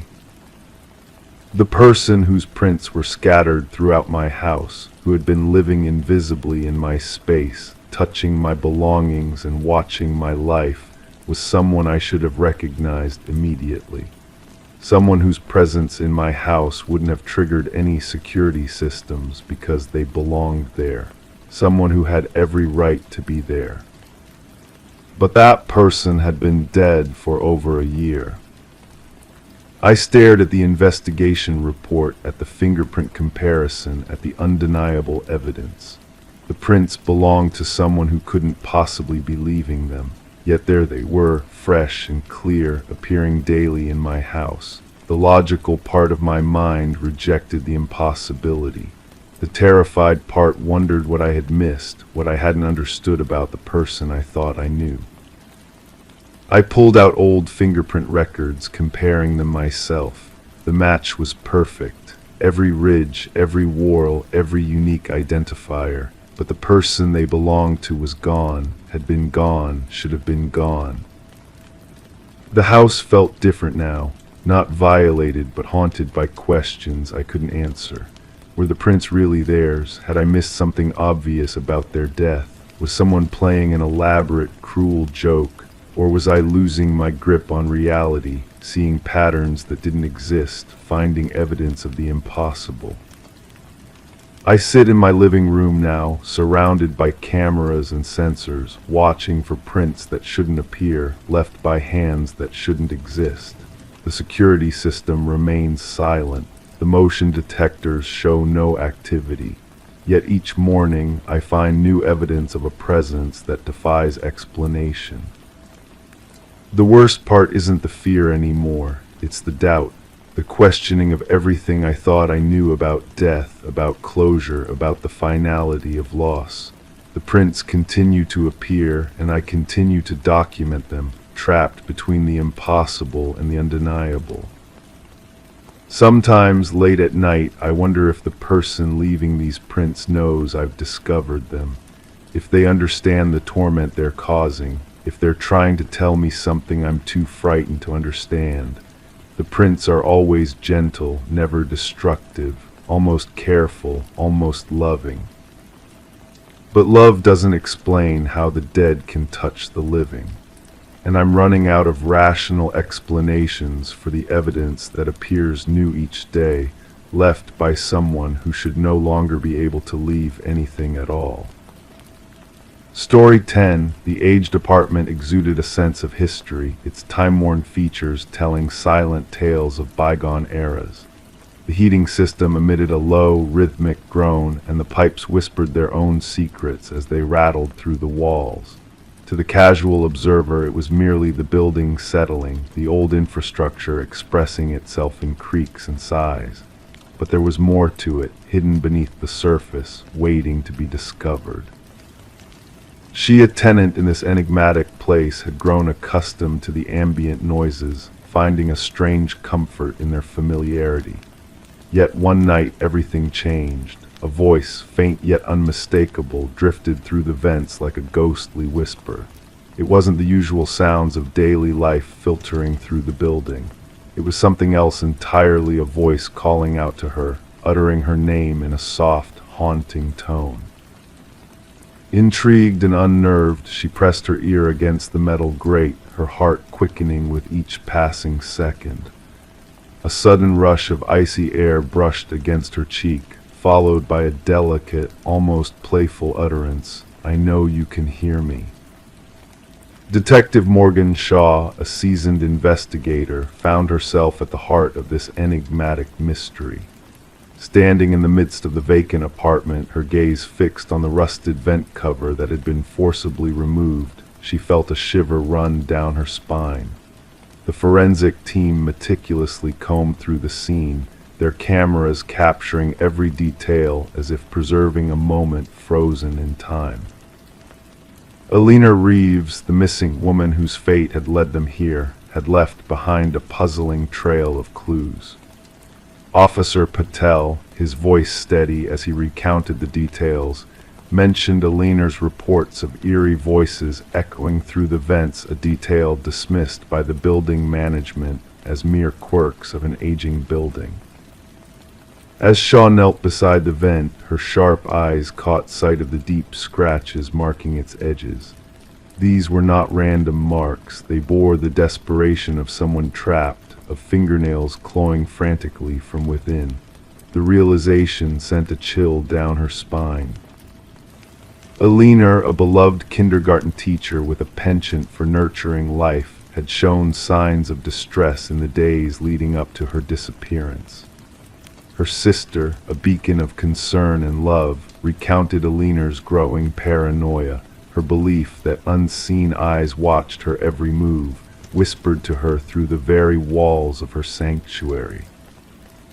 Surveying the apartment with newfound insight, Shaw noticed the subtle details that spoke volumes: the carefully made bed, the neglected coffee mug in the sink, the chair positioned strategically beneath the vent as if awaiting a listener. It was as though someone had been present, unseen yet palpable in their absence. The forensic revelations added layers to the enigma. Fibers entangled in the vent grill matched Alina's favorite cardigan. A fingerprint foreign to Alina's was discovered inside the vent cover, and haunting audio recordings from Alina's phone unveiled a chilling dialogue between her and an unseen entity. Delving into the building's history unearthed a disturbing pattern. Previous tenants had fled, citing strange occurrences within these walls, a whisper here, a shadowy figure there. The superintendent, Harold Weber, a man of unassuming demeanor, held the keys to every door, every secret within the building. As Shaw probed deeper, Weber's facade began to crack. His nonchalant demeanor wavered when questioned about the occupants of apartment 4B, a flicker of unease betraying his stoic front. The investigation took a dark turn when a hidden passage within Alina's bathroom revealed a clandestine network of tunnels connecting the very heart of the building. Inside this clandestine labyrinth, a trove of belongings hinted at a sinister truth, a voyeur lurking within the walls, observing, listening, and whispering to those oblivious to his presence. A search of Weber's meticulously tidy apartment unearthed a digital archive of his twisted obsessions, a chilling testament to his disturbing fixation on Alina and others. Weber's arrest, though devoid of resistance, carried an eerie weight. His serene smile as he was apprehended hinted at a deeper connection he believed existed between him and his victims, a macabre bond forged in shadows and whispers. The truth, when unveiled, painted a grim picture of a predator ensnaring souls within the very fabric of the building. Alina's fate, sealed within the metal veins of the ventilation system, bore the mark of a calculated manipulation. Sedated and disoriented, she had ventured deeper into the labyrinthine ducts, following the siren call of safety promised by the unseen malevolence that lurked within. The echoes of Weber's deeds reverberated beyond Alina's tragedy. Families of past tenants came forward with tales of loss and unease, of items gone missing and minds tormented by unseen whispers. A pattern emerged, a tapestry of fear woven through the years by a malevolent force hidden in plain sight. At the trial, Weber's facade crumbled under the weight of evidence against him. His claims of symbiosis with the building rang hollow against the meticulous planning and sinister intent laid bare before the court. The jury's swift verdict echoed the finality of justice, served a verdict of guilt on all counts. As Weber was led away, his chilling parting words lingered in the air, a haunting reminder of the darkness that once dwelled within these walls. The building, now a hollow shell of its former self, stood silent witness to the horrors that had unfolded within its confines. Despite attempts to erase the scars of the past, the whispers endured. Residents spoke of strange sounds emanating from the vents, of ghostly murmurs in the dead of night, of a presence that lingered long after its source had been extinguished. The building's legacy, tainted by Weber's malevolence, whispered of a darkness that refused to be silenced, a reminder that some secrets are buried so deep they become a part of the very foundation on which they stand. Story 11, in the shadows of a worn-down hotel where time seemed to stand still, a weary traveler checked in for a brief respite. The clerk's gaze held a hint of warning as he handed over the key, his words barely a whisper, just, "Avoid the last door on the left." Intrigue sparked within her like a flame flickering in the darkness. That night, under the soft glow of flickering lights, she found herself drawn to that forbidden door. The chill of the handle sent shivers down her spine as she leaned in, listening intently. A faint breath, almost imperceptible, whispered from the other side, stirring a sense of mystery in her soul. Detective Eliza Morgan Reed, with a mind sharp as a blade, entered the room marked by tragedy. The air was heavy with the scent of iron, a grim reminder of the violence that had shattered the peace. Among the stark contrasts within the room, a young woman lay lifeless on the floor, her beauty frozen in time. Reed knelt beside her, absorbing the silent screams etched in the victim's vacant gaze. It was a scene of sorrow, of endings that came too soon. The forensic technician's clinical voice pierced the silence, recounting the grim familiarity of the crime. Another life snuffed out, leaving behind unanswered questions and shattered dreams. Reed absorbed the details, each piece of evidence a puzzle to be solved. The victim's elegant attire spoke of a life extinguished in its prime, a stark contradiction to the motel's desolation. Back at the station, Reed delved into the web of connections linking the victims, their lives intertwined by a thread of tragedy. Each woman a reflection of the other, lost to the same cruel fate. The whispers of a serial predator haunted the corridors of the town, casting a shadow of fear over its inhabitants. As the investigation deepened, Reed unearthed secrets hidden in the shadows. A trail of breadcrumbs led her to Elaine Werner's elusive lover, a man shrouded in deceit. Charles Emerson, a pillar of the community, harbored a darkness that chilled Reed to the core. Behind his polished fa-a-de lurked a predator, preying on unsuspecting souls. With determination as her guide, Reed peeled back the layers of deception, revealing a twisted game of control and manipulation. Emerson's calculated moves left a trail of destruction in his wake, a legacy of broken lives and shattered innocence.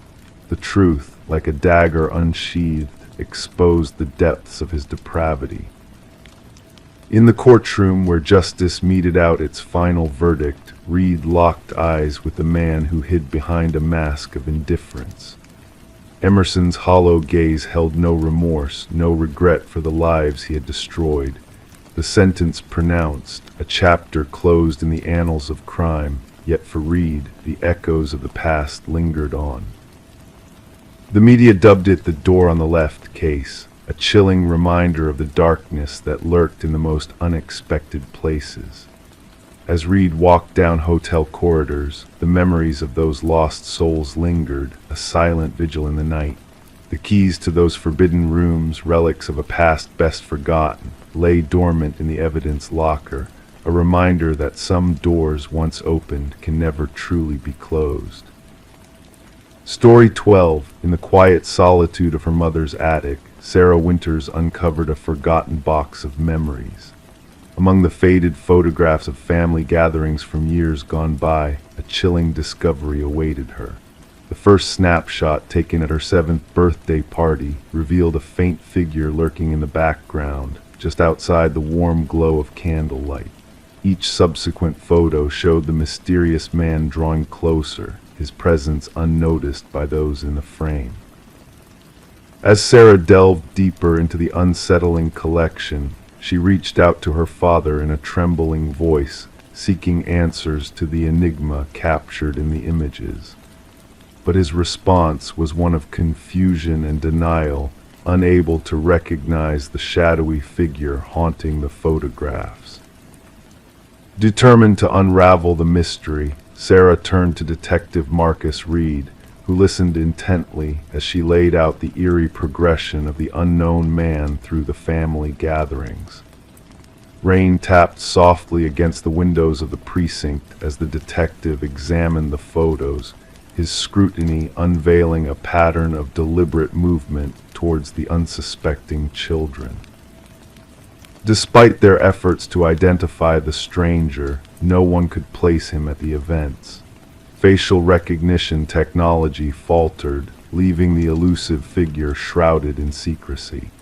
It wasn't until a computer specialist enhanced the images that crucial details emerged, linking the phantom presence to a long-forgotten maintenance worker named Robert Keller. A chilling connection emerged as Keller's dental records matched those of a suspect in decades-old child abductions, cases that had haunted the region for years. Further investigation revealed a dark history of disappearances tied to the rental properties where the family gatherings had taken place.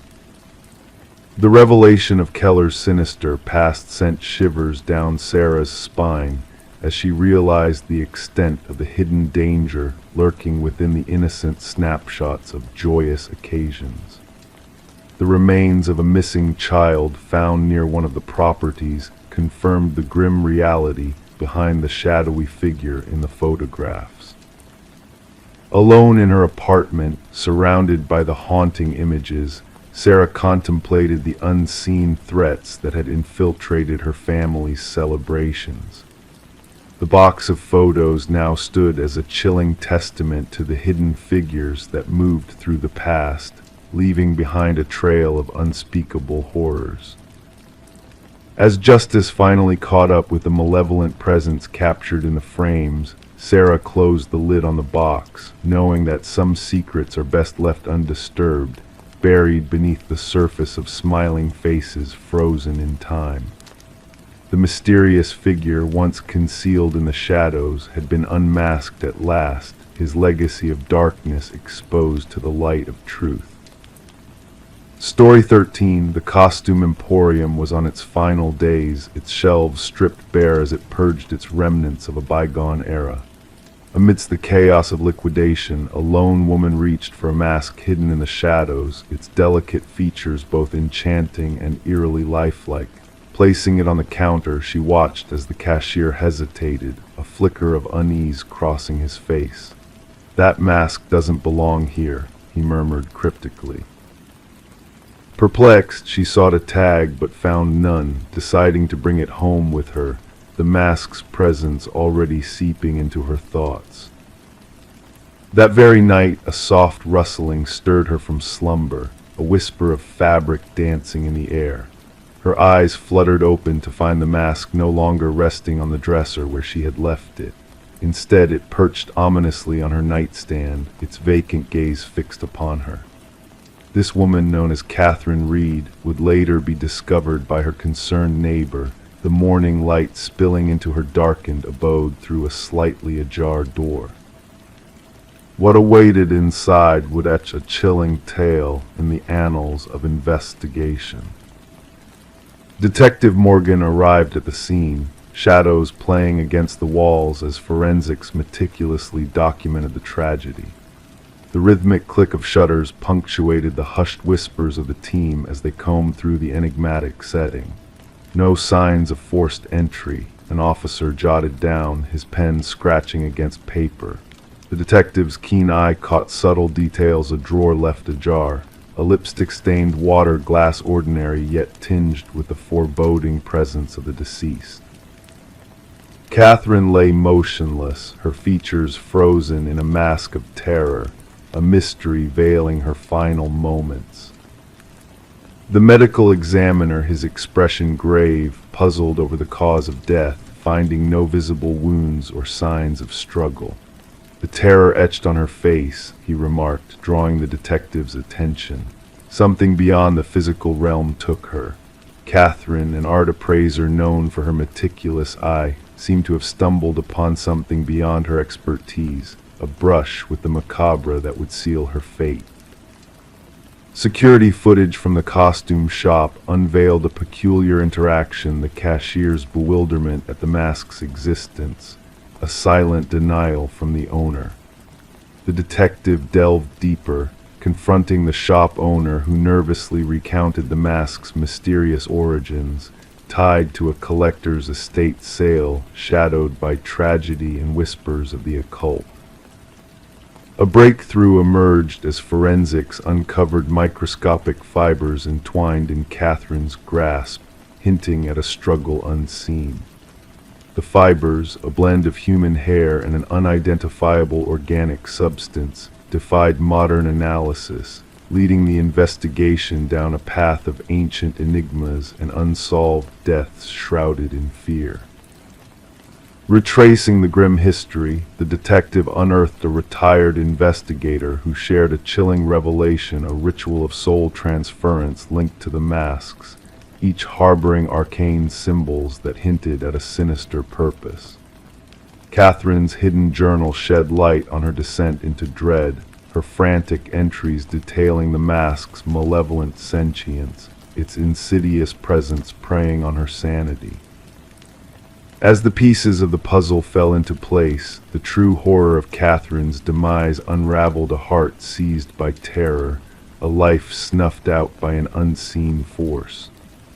Surveillance footage unveiled a spectral figure leaving her home, donning the mask with her likeness, an eerie mimicry that defied explanation. Months later, whispers surfaced of the mask's reappearance in a distant vintage shop, slipping through the fingers of investigators once more. Its new owner remained a mystery, leaving the case unresolved, a haunting specter lingering in the shadows. The detective, keeper of Catherine's journal, stood vigil against the encroaching darkness, haunted by the knowledge of a malevolent entity that traversed time and space in search of new vessels.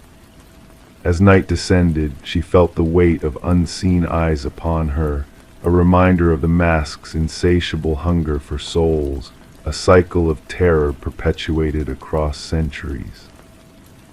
The mask, a harbinger of death and dread, lay dormant, biding its time until it found its next unwitting host, its empty gaze fixated on the horizon, awaiting the moment when it would once again claim a life, perpetuating its unholy legacy.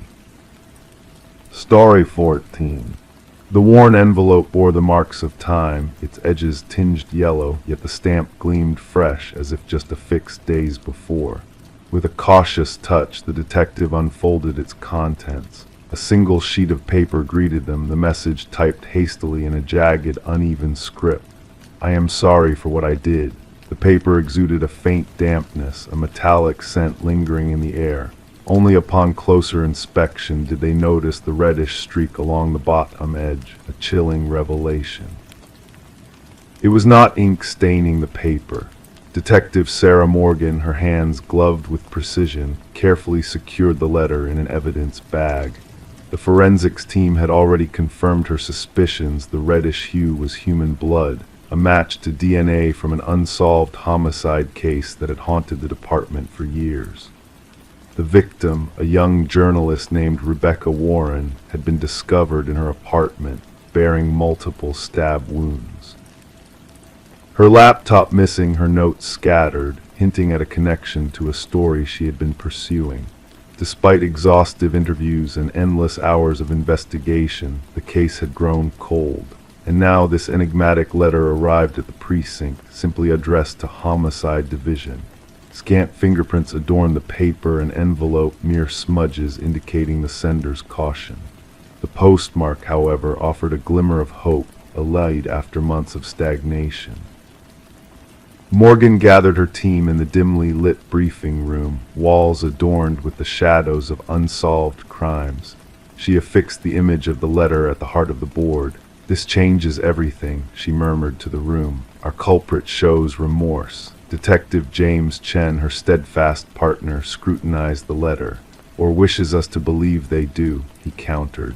"The blood may be a theatrical ploy, a means of toying with us." The forensics team traced the unique typewriter impressions to a model long out of production. Rare but not unattainable, they scoured antique shops and collectors across the region. As the investigation gained traction, they delved into Rebecca's world. Her editor painted a picture of a fearless journalist unearthing corruption with fervor. Her latest probe delved into a prominent family entrenched in local politics. With the patriarch's recent demise, a discordant inheritance dispute had arisen, siblings accusing each other of deceit. Questioning Rebecca's boyfriend, Michael Barnes, revealed a shift in demeanor since their initial meeting. Rebecca spoke of being followed, he confessed. "I dismissed it as paranoia fueled by her investigation. I should have listened." While the team pursued this lead, a second letter materialized, bearing the same typewritten message, the same crimson stain. This time the confession ran deeper. She possessed too much knowledge about the family, about the inheritance, about the patriarch's demise. I never intended for it to escalate. The trail led to the mansion of the deceased patriarch, where the eldest son, Richard, resided. Among his collection of antiquities lay several vintage typewriters. His account of them seemed rehearsed, polished. A breakthrough surfaced as microscopic fibers on the envelopes matched custom stationery belonging to the youngest daughter, Eleanor. Under scrutiny, Eleanor disclosed Richard's request to borrow her stationery weeks earlier. A search of Richard's abode unveiled a concealed chamber housing incriminating evidence, clippings of Rebecca, surveillance snapshots, and a vintage typewriter akin to the one used for the letters. Blood analysis confirmed it belonged to Rebecca. Unforeseen was the link between Richard and Michael. Financial records unveiled significant transactions from Richard to Michael preceding Rebecca's demise. Confronted, Michael broke down. Rebecca uncovered Richard's plot to hasten his inheritance by poisoning his father, he revealed. I informed Richard of her discoveries, intending only to scare her off. I never envisioned he would take her life. The puzzle neared completion when Eleanor presented a clandestine recording capturing Richard and Michael plotting Rebecca's fate. Richard's voice damningly clear. She must be silenced permanently. Richard's attempt to flee culminated in his arrest. The prosecution built its case upon the letters, the typewriter, the financial exchanges, and Eleanor's recording. Michael accepted a plea deal, offering testimony. Throughout the trial, Richard maintained his innocence, accusing Michael of framing him. Yet the evidence spoke resoundingly. The jury swiftly rendered a guilty verdict after deliberation.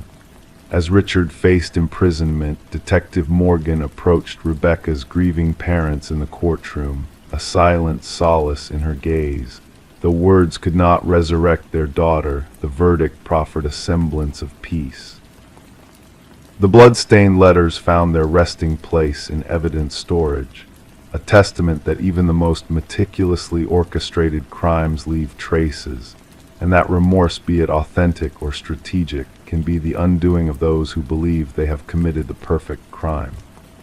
The enigma of Rebecca Warren's case endured as a beacon in detective lore, a reminder that breakthroughs emerge not solely from advanced forensics, but from the weight of guilt borne by a killer's conscience, as heavy as the shadows of the night. Story 15. The town kept silent about the house at the edge of the woods, a place forgotten by time. Its weathered frame loomed solitary, windows dark, porch weary from years of neglect. No one laid claim to its ownership, no memory lingered of its builder. Yet when a band of hikers strayed too near, they stumbled upon an eerie sight, names carved into the wooden siding, etched deep like ancient omens. Among them, at the very end, was a fresh name, untouched by age, unfamiliar to all. Until a tremulous voice broke the silence, whispering, "That's mine." In the dead of night, a call came through to dispatch, a routine report of trespassing. The caller, Mason Wright, lead hiker of the group, who found his name etched into the abandoned house. Responding officers anticipated mere mischief, a teenage prank at best, but what awaited them defied logic. Detective Sarah Keller arrived as dusk descended upon the forest. Her flashlight pierced the shadows, revealing the names 27 in total running vertically down the eastern wall. Some barely visible, faded by time, while others remained sharp as if freshly carved. And at the base, Mason Wright, the cut still smelling faintly of sawdust. "I've never set foot here before," Mason asserted, his words hanging in the icy air. "I can't fathom how my name came to be here." The inquiry commenced with background checks on each listed name, sending shivers down the spines of the investigative team. Every name belonged to a missing person from the past 4 decades. Some cases had grown cold, others lingered open, but all shared a chilling similarity: the vanished individuals had been lone hikers. Forensic experts meticulously documented each carving, noting the depth, technique, and aging of the inscriptions. The oldest name, Rebecca Hansen, tied to a missing person case dating back 37 years. The records painted a grim picture of a young woman who ventured into these very woods and never returned, leaving behind only a solitary hiking boot by a stream. Detective Keller probed Mason's account extensively. His narrative remained unwavering. He had no ties to the area beyond this outing with his college friends. They had picked the trail at random, guided by an online suggestion. Nothing in his past hinted at a connection to the other names adorning the wall. Attention turned to Mason's companions. Emily Chen, the group's photographer, produced images capturing their hike. Upon closer inspection, analysts noticed a disconcerting detail: a blurred figure lurking in the background of 3 separate photos. A tall, slender shape, partly obscured by trees. "We saw no one else on the trail," Emily declared. "We would have remembered." Detective Keller ordered a search of the house's interior. Deserted, covered in dust, the structure revealed a sinister secret in the basement. Personal effects of the missing hikers arranged meticulously on shelves. Watches, backpacks, cameras, wallets, each item tagged with a name from the exterior wall. Blood patterns under UV light on the concrete floor hinted at attempts to erase years of stains. Though no bodies lurked beneath the house, cadaver dogs signaled at the dense forest's edge behind the property. As the investigation deepened, Mason's behavior turned erratic. Reports of whispers, mysterious footprints, and shadowy figures stalking him prompted round-the-clock protection. Yet paranoia gripped him tighter. A breakthrough came with buried land records revealing the house's reclusive owner, Victor Blackwood, a vanished hunter. Rarely seen by neighbors, described as tall and gaunt, he shunned interaction. Blackwood's disappearance 15 years prior had never been probed. Detective Keller secured a warrant to scour the surrounding woods. A network of crude hunting blinds awaited, strategically placed along popular trails. Within one blind, a journal surfaced, chronicling detailed observations of hikers' routes, gear, habits. Handwriting matched Blackwood's few known documents.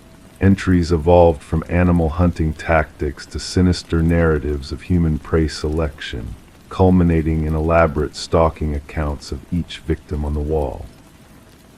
A manhunt ensued, spanning jurisdictions. Helicopters with thermal imaging combed the forest, tactical units scoured every crevice. Yet the elusive Blackwood evaded capture. Mason's disappearance, coupled with a chilling message freshly carved in his bedroom, escalated the urgency. Weeks passed with no trace of Mason. A grim revelation surfaced during a revisit to Blackwood's house, a hidden workshop behind a false wall, woodworking tools, preservatives, and a freshly carved name awaiting its place on the exterior wall. The name belonged to the lead forensic technician who had processed the initial investigation, unreachable since calling in sick. Surveillance tightened around the house, cameras vigilant, sensors alert. 3 nights later, a figure emerged from the forest, towering and slender, moving with eerie grace. Tactical teams closed in, but the figure vanished, leaving no trace. To this day, the house remains under watch, a haunting reminder of the mysteries that dwell within. Mason and the technician vanished without a trace, the investigation ongoing as similar disappearances plague forested regions. The names on the wall have become a whispered legend among investigators, a chilling tale that few dare to speak of. Hikers steer clear, fearful that even mentioning the house could seal their fate among the silent names. Story 16. The fresh occupants initially dismissed it as mere peeling wallpaper. However, as they delicately removed the layers, a different narrative unfolded. Scrawled in ink repeatedly was a name. The same name occupying every inch of the wall, penned in a frantic, uneven script. It did not match the names of the previous proprietors and was absent from any official records. Yet a search online led them to a solitary outcome, a missing persons case from decades past. What sent shivers down their spines was the uncanny resemblance between the woman in the aged photo and the individual who had handed them the keys to the house. Michael and Sarah Klein had no immediate plans to refurbish the Victorian-era abode. The alluring old dwelling came at a surprisingly modest price, and the former owner, a reserved, graceful woman with strands of silver in her dark hair, had appeared eager to sell, mentioning her upcoming move across the country. The couple felt drawn to the residence's character, its intricate woodwork and soaring ceilings whispering tales of a bygone era. It all commenced with a simple water stain in the main bedroom. Sarah observed a yellowish blotch spreading across the floral wallpaper. Upon Michael pressing his fingers against it, the paper gave way, unveiling another stratum below. Intrigued, they gingerly peeled back the damaged area. The first layer unveiled outdated paisley designs from the 1970s. Beneath that, striped paper from a prior decade. But as they persisted, an unexpected sight emerged in the third layer down. Writing. Dark ink on faded beige paper. Not random scrawls, but a name, Eleanor Winters, repeatedly inscribed, the script growing increasingly desperate and erratic across the wall. "Who is Eleanor Winters?" Sarah murmured, her fingers tracing the frenzied writing. The discovery left them unsettled. That night Michael sat at the kitchen island, laptop aglow, delving into property records. The house had changed hands multiple times over the years. No trace of Eleanor Winters appeared in any documentations. The woman who had sold them the house was identified as Margaret Cavendish. Sarah joined him, clutching her coffee mug. Try searching just the name. The internet search yielded sparse results until they stumbled upon an archived newspaper article, digitized from microfiche. Eleanor Winters, age 27, reported missing during winter. The monochrome photograph portrayed a young woman with dark locks and distinctive eyes mirroring those of Margaret Cavendish, the house's former owner. "This article dates back 30 years, Michael remarked, his voice barely audible over the hum of the refrigerator. Margaret could be the right age now, but... Sarah swallowed hard. The missing woman never received closure. No body found, no suspects named. Their intrigue morphed into an obsession. Sarah reached out to the preceding homeowners, retracing their steps through county records. The renovation work paused as they dedicated their evenings to this impromptu investigation. They discovered that Margaret Cavendish had owned the house for merely 7 months before selling it to them, an unusual occurrence given the extensive paperwork and inspections they had undergone. The retired detective assigned to the cold case had long left the force. When Michael managed to locate him, the man vividly recalled the case. His voice crackled through the speakerphone as he narrated the investigation. Eleanor Winters was reported missing by her roommate. No signs of struggle at her place. Her car found abandoned near the highway. The case went cold quickly, no witnesses, no signs of foul play, simply vanished. Michael hesitated before inquiring, "Did you ever speak with a Margaret Cavendish?" Silence lingered on the line. "Number name doesn't ring a bell. Why?" Upon elucidating their findings and sharing photos of both women, the retired detective promised to make inquiries. Within days, a detective from the current force reached out, seeking permission to examine the wall. Their residence transformed into an active crime scene. Forensic teams meticulously cataloged and removed sections of the wallpaper. Analysis dated the ink back roughly 30 years. Handwriting experts compared the wall inscriptions to samples of Alina's handwriting from old journals provided by her family.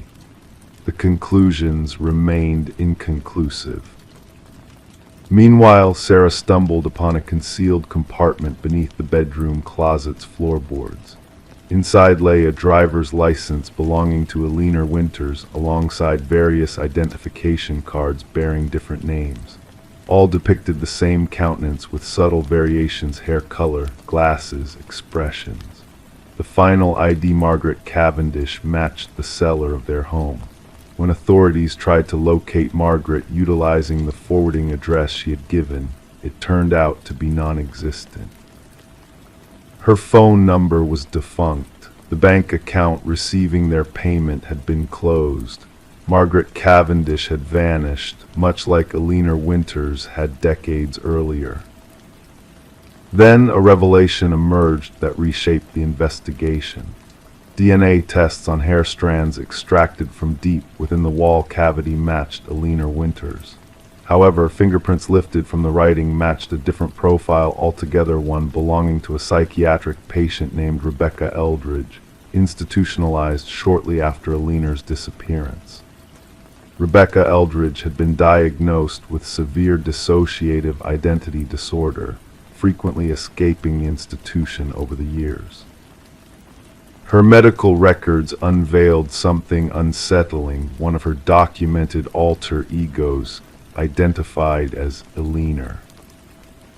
The investigation unveiled that Rebecca had been Alina's childhood friend, fixated on her to the point of imitation.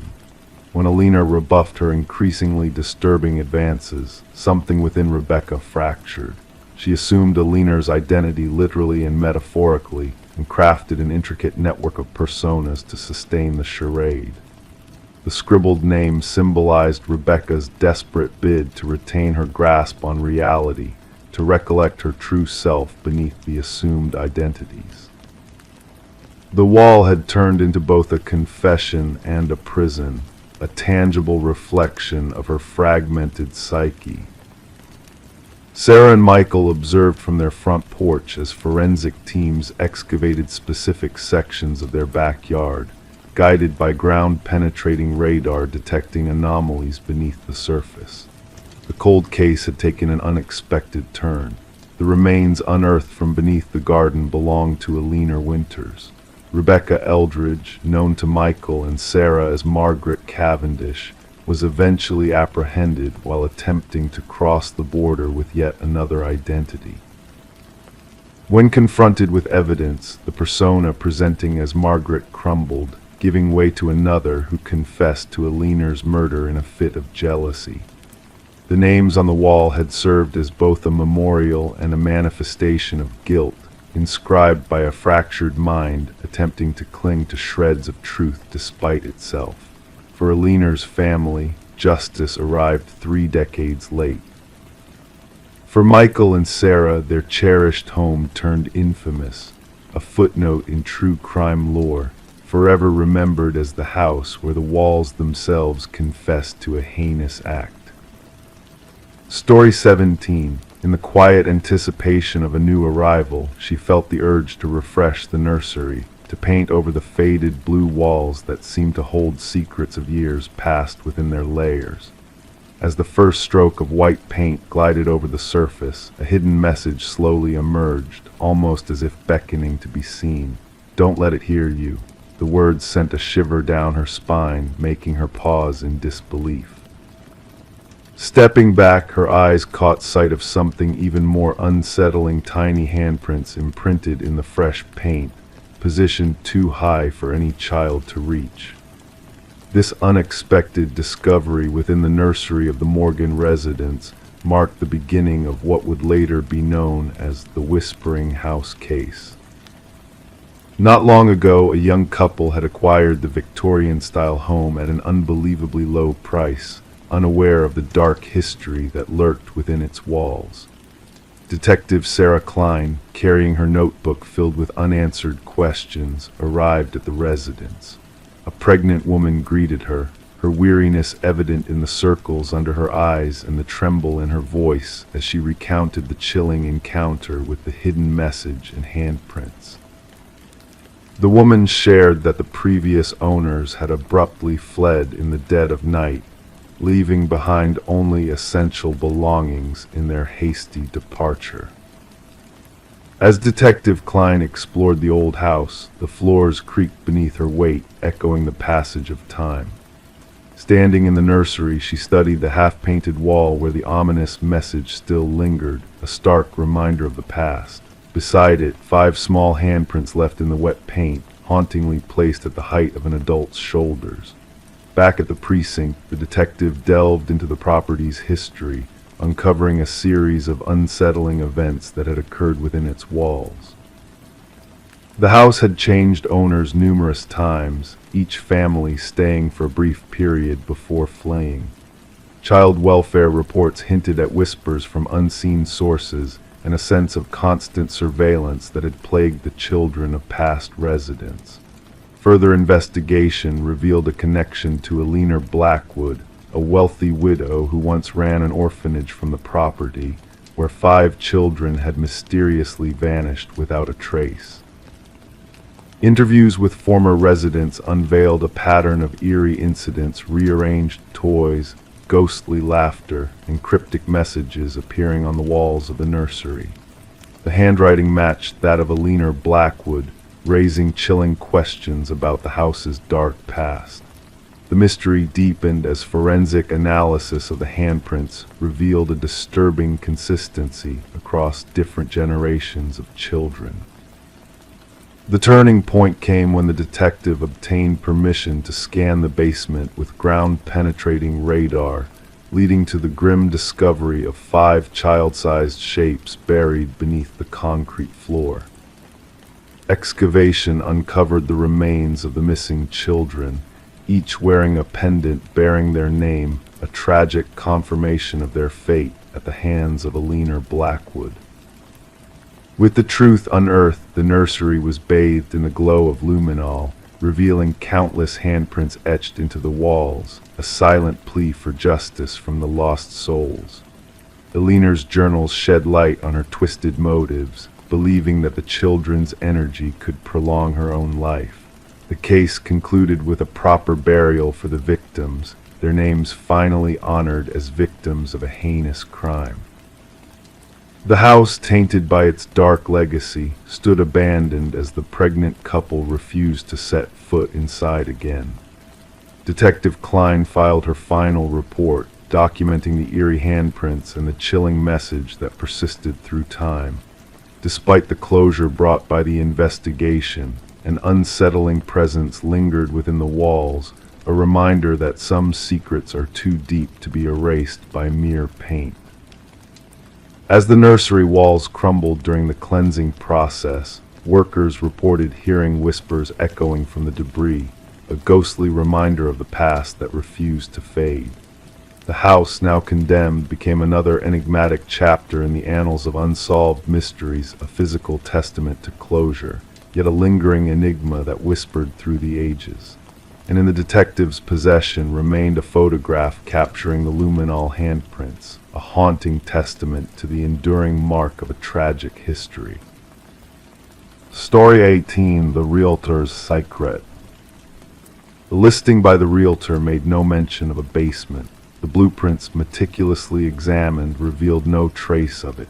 Yet as the family peeled back the worn carpet in their new home, they uncovered a hidden door. Its handle, heavy and rusted, required the strength of 3 to pry it open.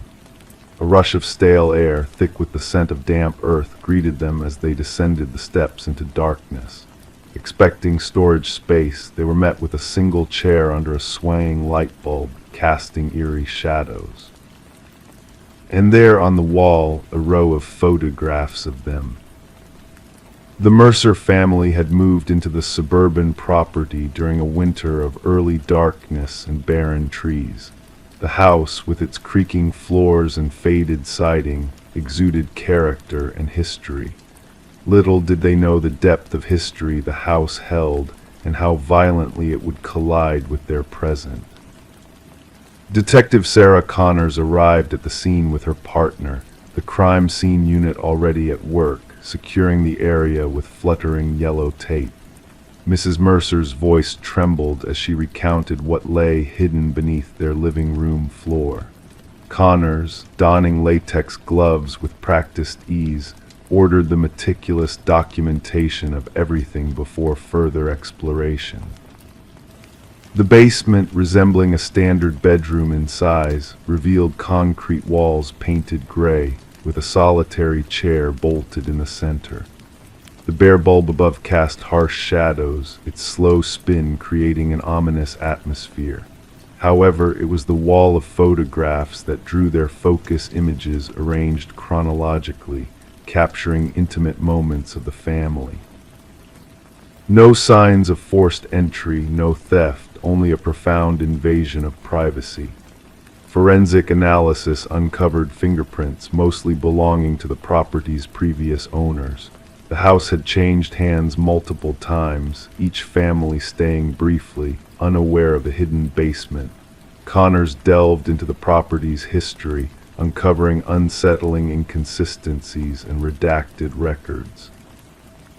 Interviewing the contractor who renovated the house years ago yielded chilling denials of the existence of the basement.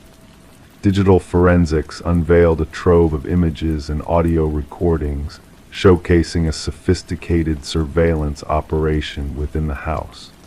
The revelation of a hidden monitoring station and a journal filled with meticulous observations tied the mystery to the house's builder, Edward Kelvin. Kelvin, believed dead during construction, had in fact retreated into the hidden spaces of the house, becoming a ghostly observer of its inhabitants. His capture after a 3-day manhunt exposed his delusions of ownership and guardianship over the families who resided there. As Kelvin faced trial and the house was demolished, the families haunted by the violation of their privacy wondered if they had ever truly been alone in their own home.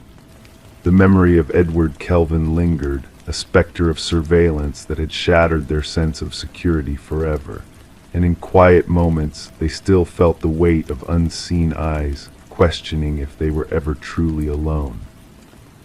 Story 19. Deep within the cluttered attic, the old box lay hidden, a time-worn treasure trove lost to the ages. Among the forgotten relics of the house's past inhabitants, it held secrets in faded Polaroids, capturing moments of joy and togetherness.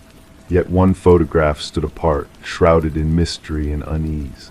In that final image, within her own living room, a family unfamiliar to Rebecca smiled for the camera, unaware of the lurking figure in the shadows behind them.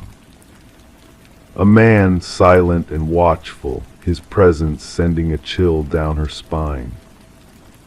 Descending the creaking stairs with the unsettling photo in hand, Rebecca felt the weight of the house pressing in around her, suffocating in its emptiness. Placing the picture on the cold kitchen counter, under the harsh glare of fluorescent light, she couldn't deny the uncanny resemblance between her home and the unknown family frozen in time. Enter Detective Morgan, a weathered investigator with eyes that missed nothing, his gaze steady as he examined the photograph with a keen intensity.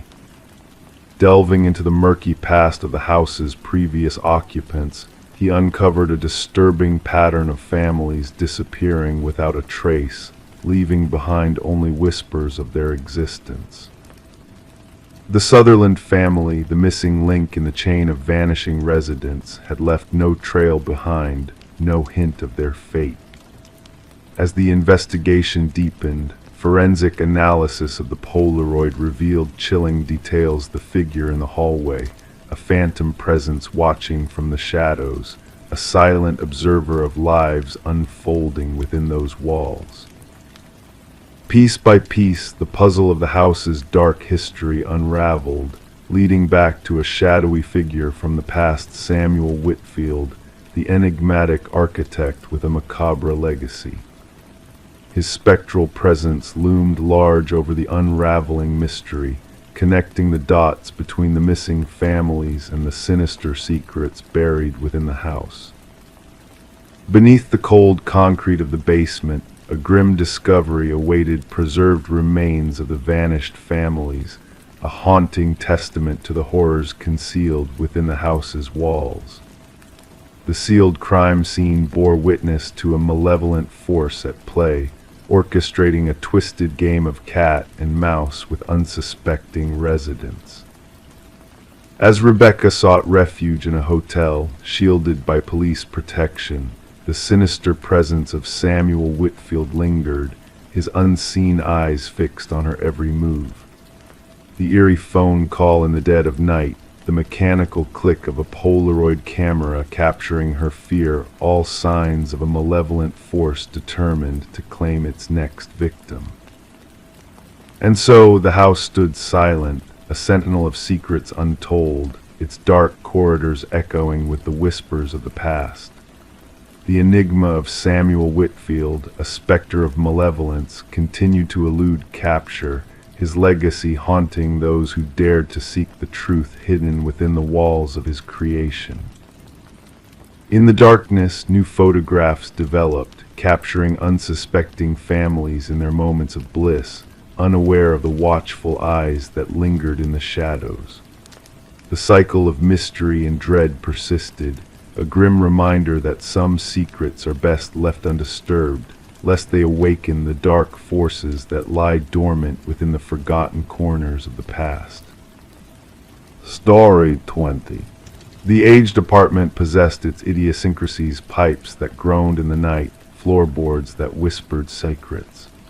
Yet the new tenant sensed a difference in the air, a subtle disturbance in the usual symphony of sounds. The footsteps, steady and deliberate, echoed from above, despite her abode resting on the highest floor. One fateful night, emboldened by curiosity, she tapped the ceiling with a broomstick, breaking the rhythm of the unseen walker. The ensuing silence was pregnant with tension, until a solitary knock reverberated from within the very ceiling itself. Sarah Coleman chose to keep the peculiar incident to herself, attributing it to the settling of the old building, or perhaps a curious critter exploring the attic space. Even as the nightly footsteps persisted, she adapted, drowning out the methodical pacing with amplified television and the solace of headphones, cocooned in a veil of distraction against the enigmatic presence that traversed her ceiling in the shroud of darkness. Detective Morris was led to the apartment by a maintenance worker who unearthed a concealed crawlspace during routine repairs. Upon dismantling a section of drywall to rectify a leak, an unanticipated passage was revealed, a clandestine realm that defied the building's blueprints. Illuminated by a flashlight, the covert enclave unveiled a semblance of habitation, a collage of food remnants, discarded water vessels, a worn blanket, and a weathered notebook. The superintendent promptly summoned the authorities. Upon arrival, Detective Morris and his partner, Detective Rivera, encountered the perturbed maintenance worker, his complexion pallid, his frame trembling. Someone dwelled within the walls, he reiterated, his voice a tremor of fear. Someone observed. The notebook chronicled meticulous observations of Sarah Coleman, her daily routine, her visitors, her meals, her entertainment choices, her moments of respite. The script commenced with precision, but dissolved into chaos towards the conclusion, eccentric symbols adorning the margins. The subject now evades my influence, the final entry lamented. She dares to ignore me, none ignore me. Forensic specialists scoured the hidden passages, unveiling fingerprints that eluded identification in any known database. An intricate network of tunnels interlaced the walls and ceilings of the building, some dating back decades as per structural analysis. These obscure conduits linked to multiple apartments, culminating in observation points, minuscule apertures disguised as fixtures or minor imperfections focused solely on Sarah Coleman's abode. Residences were canvassed, current occupants recounting mundane encounters marred solely by typical apartment clamors. Former denizens, however, relayed a contrasting narrative. 3 previous residents of Sarah's apartment divulged feelings of surveillance or unexplained disturbances, one departing after a mere fortnight. Their reticence stemmed from a fear of being branded paranoid. The breakthrough materialized with the revelation of minuscule blood traces in one of the crawlspace recesses. DNA analysis linked the residue to Martin Weaver, a former tenant who had vanished without a trace 4 years prior, residing directly beneath Sarah's quarters. A missing person report had been filed by his kin, the case relegated to obscurity. Martin had voiced complaints about noises emanating from above his dwelling, confronting the solitary occupant, Edward, who subsequently absconded, leaving no forwarding details. Delving into Edward's history, investigators discerned a recurrent pattern. A solitary figure, he had selected top-floor accommodations in 6 disparate buildings over 2 decades, cultivating minimal social connections before vanishing abruptly. A neighbor from his 3rd abode recollected his intensity and his incessant quest for silence. Records unveiled his acquisition of remote rural property where a log cabin harbored a macabre archive. The cabin's walls served as a portrait gallery, featuring images of erstwhile residents from various locales, including Sarah Coleman and Martin Weaver. Maps detailing ventilation systems and structural frailties adorn the walls, accompanied by journals detailing specimen observations and habitat maintenance.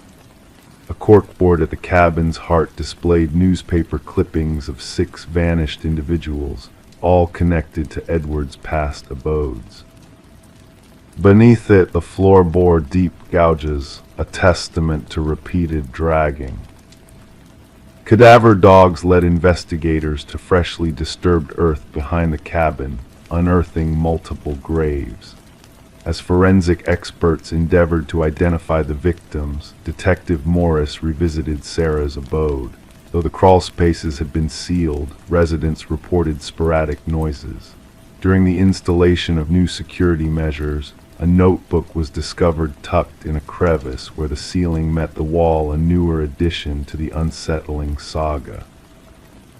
The initial page bore a chilling proclamation. They uncovered my former nest, but not my current one. The writing mirrored the prior journal, culminating in a sketch of Sarah's residence layout, a scarlet path marking a new passage. A foreboding date was inscribed for that very night. Officers hastened to evacuate Sarah, only to find her residence deserted. Her phone lay dormant on the kitchen counter, the television casting a ghostly glow. Within the bathroom, a cryptic message materialized on the misted mirror. Look up. The ceiling panel above the shower had been displaced. The pursuit of Edward, now identified as Edward Mercer, a former construction artisan, persists. His architectural expertise facilitated the creation of covert surveillance pathways within structures. Thermal imaging scans revealed no present occupancy within Sarah's walls. She remains missing, her plight linked to enigmatic disappearances spanning multiple states. Authorities have cautioned building managers regarding unauthorized alterations and concealed spaces. The haunting image that shadows Detective Morris is not the graves or the journals, but the unsuspecting faces captured in photographs. His mind wanders to Sarah, ensconced in her abode, the phantom footsteps above her, in an apartment devoid of an upper neighbor. The footsteps that answered her knocks, and then echoed back. In the stillness of night, within his own residence, Detective Morris gazes upwards, attuned to the silence, pondering who else may be listening in the shadows. Story 21. In the attic, beneath a worn blanket, they discovered it. a porcelain doll, ancient and fragile, with piercing blue eyes that seemed to hold secrets untold. Sarah and Michael, a young couple who had recently bought the Victorian house, initially brushed it off as just another forgotten relic of the past. Little did they know, this doll held a power beyond their understanding. That night a strange unease settled over the house. The air grew heavy, the whispers of silence stretching into the darkness, and when morning broke, the doll was no longer in the attic. It had found its way to the foot of their bed, a silent sentinel watching over them. Detective Rachel Winters, a keen investigator with a sharp eye for detail, was called to the scene of a chilling discovery. The bodies of a man and a woman posed in eerie positions, their faces frozen in terror. No signs of forced entry, no traces of a struggle, just a macabre scene that defied logic. As Detective Winters delved into the mystery, she uncovered a tapestry of strange occurrences surrounding the house. Neighbors spoke of shadows moving in empty rooms, of ghostly laughter echoing through the halls in the dead of night. The forensic team found traces of vintage fabrics, reminiscent of antique doll clothing, scattered throughout the house. Digging deeper, Detective Winters unearthed the dark history tied to the property. Previous owners had met tragic fates, each death shrouded in mystery and unanswered questions. A newspaper clipping revealed the tale of a doll maker who had once resided in the house, his final creation rumored to hold a piece of his own daughter's soul. The key to the puzzle lay hidden in the attic, where Sarah and Michael had unknowingly disturbed a malevolent force. Old photographs hinted at the doll's sinister origins, its ability to move unseen captured in fleeting moments frozen in time. Handprints, invisible to the naked eye, traced a path from the attic to the master bedroom, leaving behind a residue of porcelain dust and something unidentifiable. A distant relative of the doll maker whispered tales of dark rituals and forbidden knowledge, of spirits bound to inanimate objects to grant them a twisted semblance of life. With no tangible suspects or explanations, the case reached a dead end, leaving Detective Winters grasping at shadows. The doll, locked away as evidence, vanished without a trace, leaving behind only questions and a sense of lingering dread. Detective Winters, haunted by the unsolved mystery, retired from the force, taking with her a dark secret sealed in an envelope marked "Never Open." The new owners of the house chose to leave the attic undisturbed, a silent pact with forces beyond their control. Yet on quiet nights, whispers of a child's laughter and fleeting shadows behind the attic window reminded them that some mysteries are best left untouched, hidden in the shadows of the past. Story 22. The mysterious package arrived without a return label or tracking number, just a damp cardboard box glistening with morning dew. It was not intended for her, the name on it unfamiliar, but the address correct. Sarah Miller hesitated, knowing she should have ignored it, left it untouched on the porch. But curiosity beckoned her, whispering secrets she couldn't resist. With cautious hands, she peeled back the tape, anticipating mundane contents like books or clothes. However, nestled inside was a VHS tape, accompanied by a single sticky note that simply read, "Watch alone." Sarah held the black plastic tape in her hands, sensing an unusual weight to it, as if it carried the burden of forbidden knowledge. Her fingers trailed the worn edges, feeling the grooves and imperfections etched into the plastic. The handwritten note bore the marks of urgency, each stroke pressed firmly onto the paper.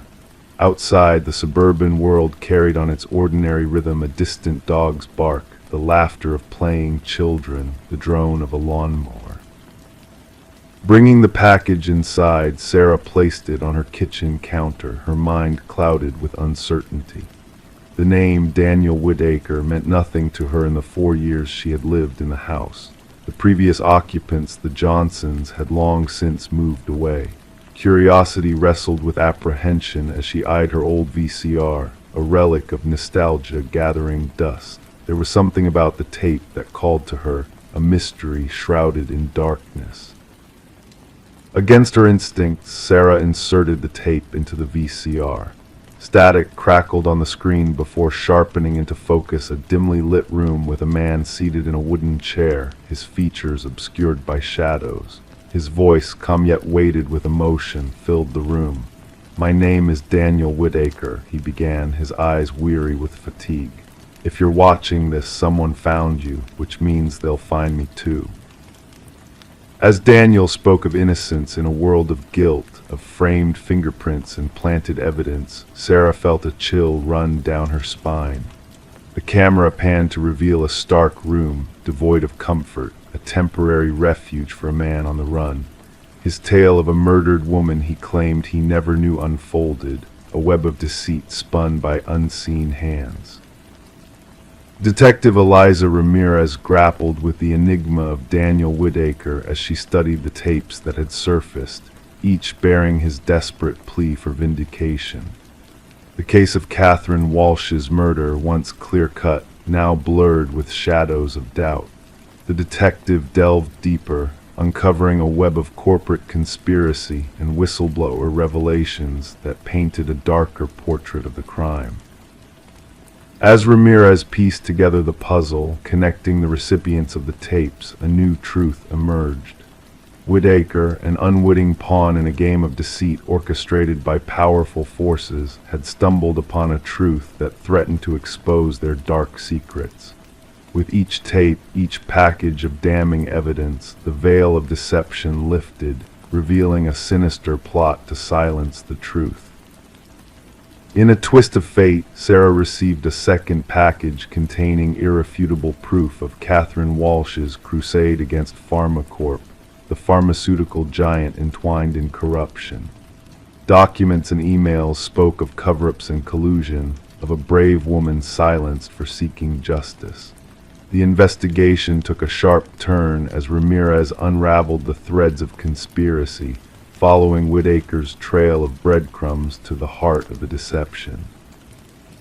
Locked in a storage unit, the truth awaited discovery, a journal detailing the conspiracy, the original evidence hidden from sight, and the damning plans to frame an innocent man.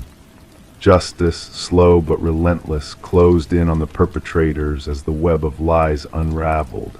Executives fell, confessions were made, and the drug tainted with deceit was pulled from consideration.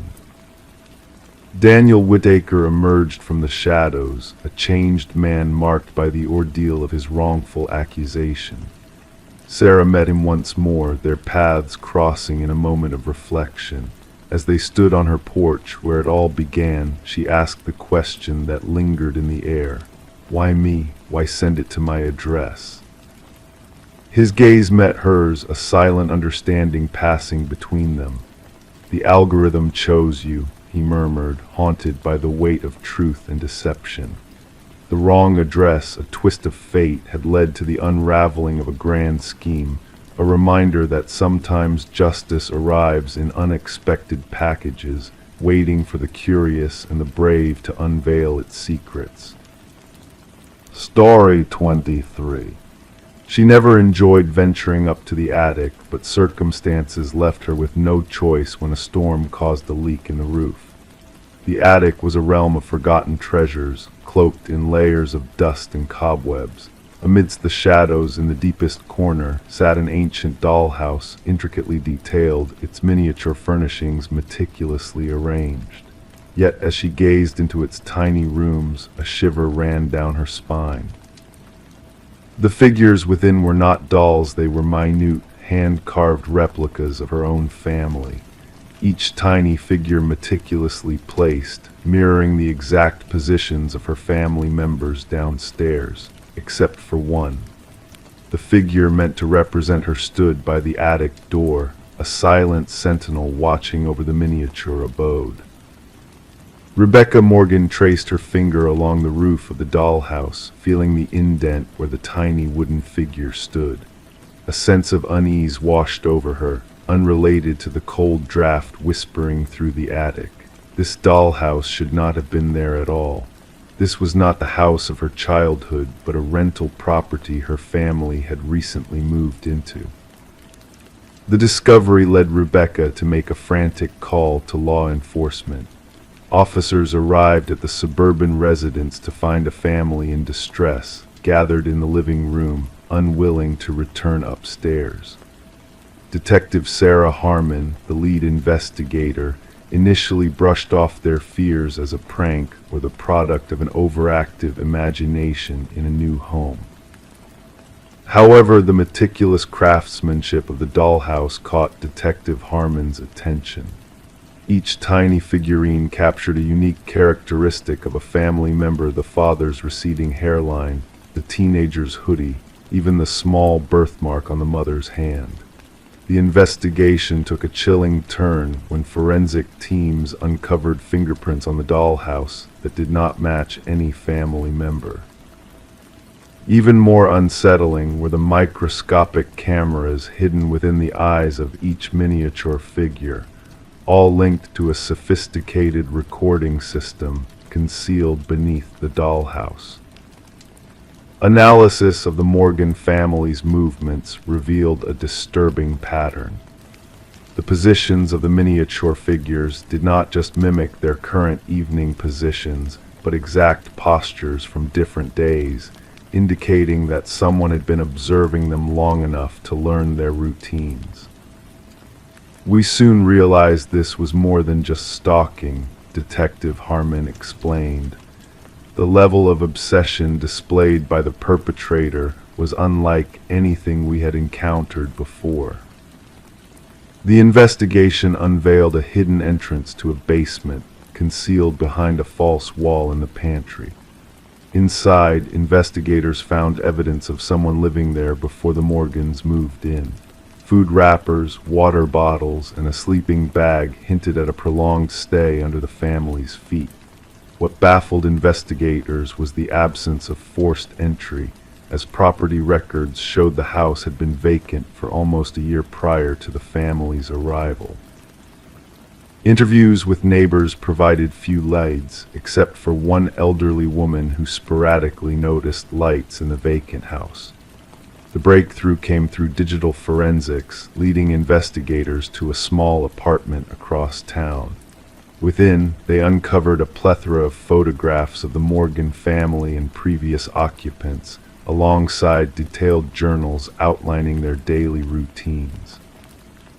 The most unsettling discovery was a workshop filled with partially constructed dollhouses representing various homes in the area.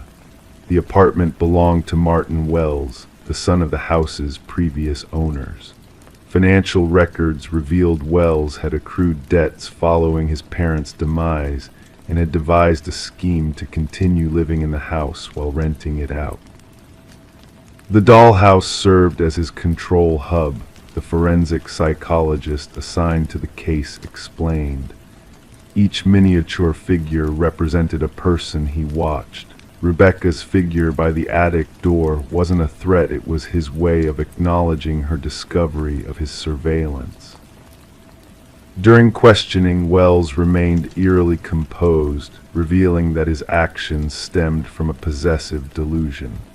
Unable to cope with losing his childhood home, he sought to maintain control through an intricate system. The dollhouse became his way of asserting dominance over both the property and its occupants. The Morgans never returned to the house, haunted not just by the dollhouse itself, but by the realization of being observed and manipulated. Wells faced multiple charges, including stalking, invasion of privacy, and illegal surveillance. The case spurred a reassessment of real estate disclosure laws and agent responsibilities. The judge, during sentencing, highlighted the egregious violation of the Morgan family's privacy and security. What particularly unnerved criminologists was the potential duration of Wells' clandestine activities, had Rebecca not uncovered the dollhouse. Examination of his journals suggested he had been covertly living in homes for years, meticulously observing and documenting families. Although the Morgan family found a new home far from the haunting memories, Rebecca admitted to lingering feelings of unease. She removed all miniature replicas and dollhouses from their new abode, expressing a lingering fear of being watched. "Some days I still feel eyes upon me," she confessed. "I wonder if somewhere out there, a tiny version of me is being manipulated in a dollhouse I have yet to find." Story 24. She wiped away the steam from the mirror, gazing at her reflection. Everything seemed normal at first glance: her face, her attire. Yet a subtle unease crept in as she continued to look. A flicker caught in the corner of her eye, a movement that didn't seem her own. And when she turned away, her reflection remained motionless, observing her in silence. This peculiar incident marked the beginning of Rebecca Thorne's unsettling journey. What unfolded next would puzzle investigators and linger in the minds of the community for years to come. Rebecca resided alone in a modest apartment nestled within a serene suburban area. Known for her meticulous nature and reserved demeanor, she mostly kept to herself while maintaining polite interactions with her neighbors. Her occupation as a data analyst for a medium-sized company dictated a life governed by routines and exactitude. No one would have suspected that she would soon become entwined in one of the most enigmatic criminal enigmas of the era. The initial signs were subtle. Objects in Rebecca's living space seemed to have shifted slightly, nothing missing, just rearranged.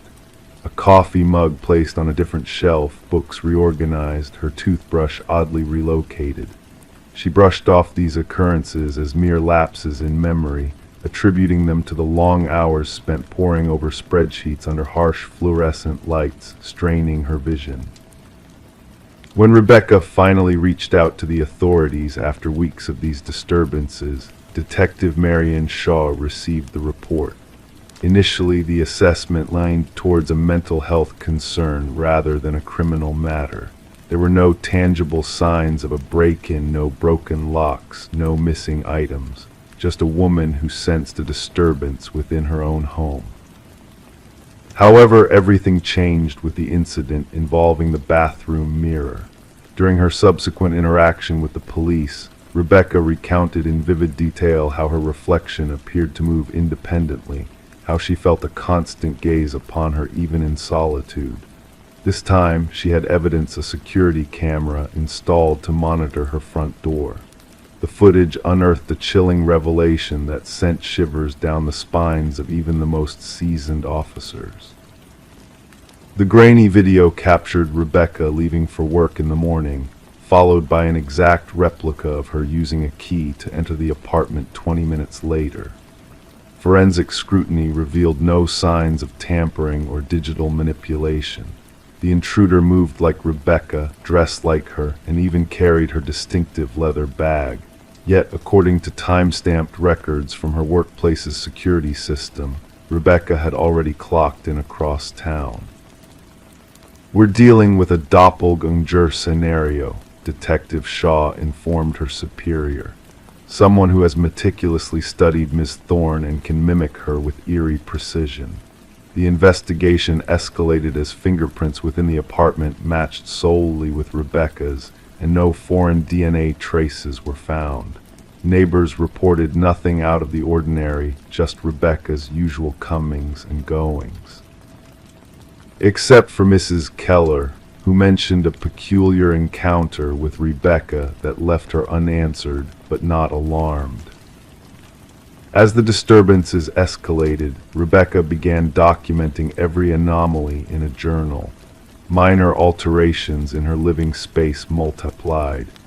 Food vanished from her fridge, unexplained searches appeared on her computer, and unsettling selfies surfaced on her phone, images of herself with expressions slightly askew, an eerie mimicry of her own visage.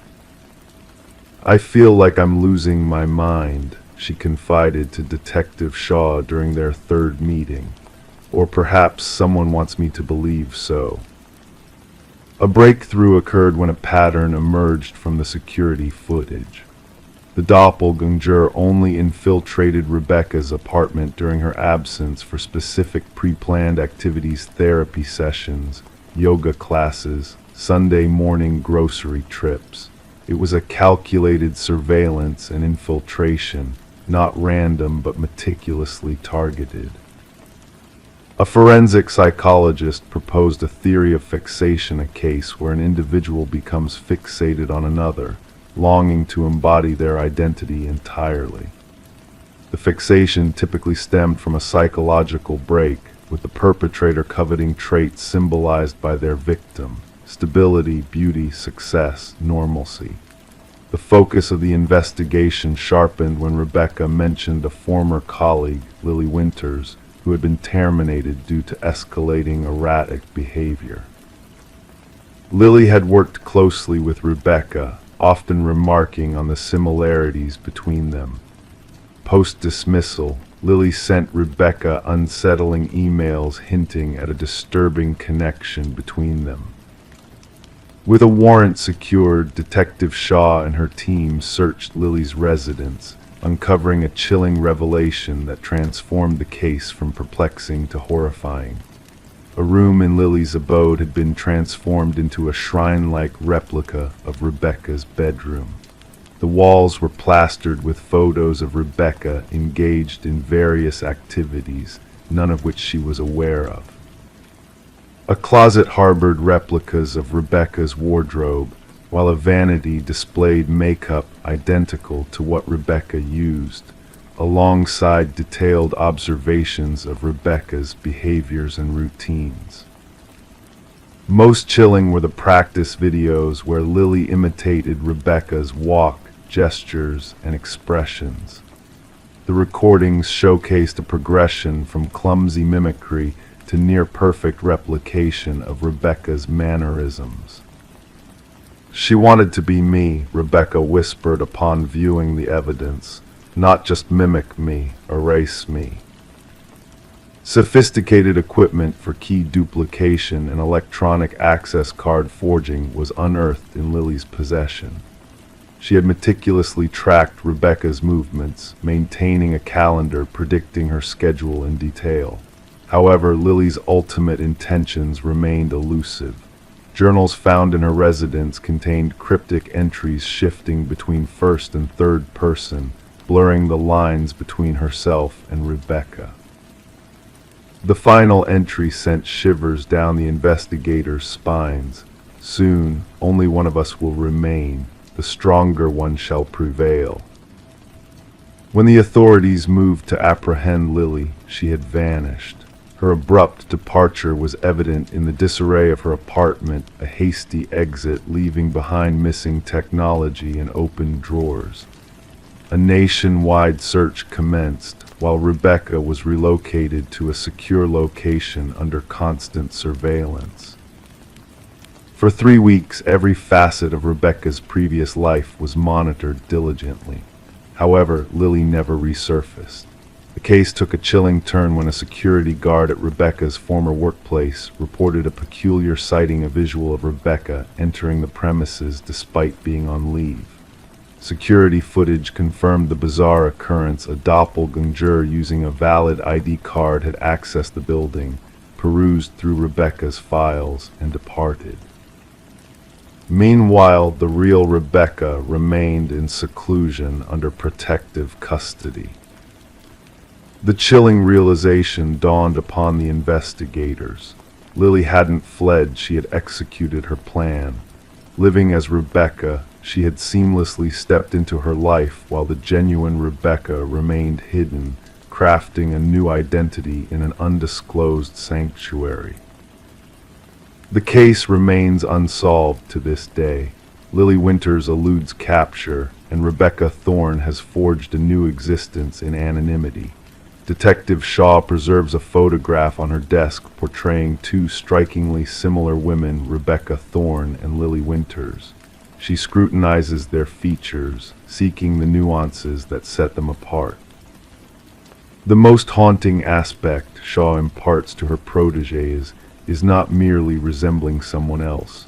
It's the desire to assume their identity so fervently that one erases their own existence in the process. Our identity is not just a facade we present, it's a treasure we safeguard, often realizing its value only when it's threatened. Story 25. In the quiet neighborhood, a house stood vacant, untouched by life for years. Whispers among the neighbors spoke of a young woman who had vanished, leaving the place in eerie stillness. When new tenants finally crossed the threshold, they encountered a locked bedroom shrouded in mystery. With determined effort, they forced the door open, revealing a space frozen in time. Dust hung heavy in the air, a silent witness to the passage of days unmarked. Yet amidst the untouched room, anomalies beckoned for attention. The bed neatly made, the mirror immaculately clean, and on the desk a solitary candle had burned down to a mere wisp of wax, frozen in time like tears unshed. But there on the desk lay a notebook, its pages whispering untold secrets. Detective Morgan, a seeker of truths, delved into the notebook's contents as forensic experts combed the room for elusive clues. The script within belonged to Elise Winters, a name tinged with the sorrow of a disappearance unsolved. Her meticulous handwriting danced across the pages, each stroke a silent plea for understanding, until the final entry where the ink bore the weight of fear. "I know he's watching me tonight," the words etched in desperation. "No one believes. If something happens, know it wasn't chance." The detective closed the book, a silent witness to a story unfinished. A scent lingered in the air, dust mingling with a hint of something chemical. The landlord, a specter of guilt, confessed to the unlocked door that should have remained closed. Elise, a paralegal entangled in a web of deceit, had unearthed secrets that powerful men preferred buried. As the investigation unfolded, a trail of breadcrumbs led to hidden truths. A flash drive, a key, documents that painted a damning picture of corruption.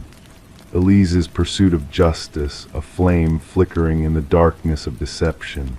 The room held its secrets close, a silent witness to a battle fought in shadows. In the end, justice prevailed, though the room remained a silent testament to the price of seeking truth. The house, once a sanctuary, now stood empty, a haunting reminder of a life interrupted. Locals whispered of a presence lingering in the upstairs window, a guardian of secrets long buried. Elise Winters, a name etched in memory, found solace in the echoes of justice served, her voice forever etched in the walls of the room she never truly left.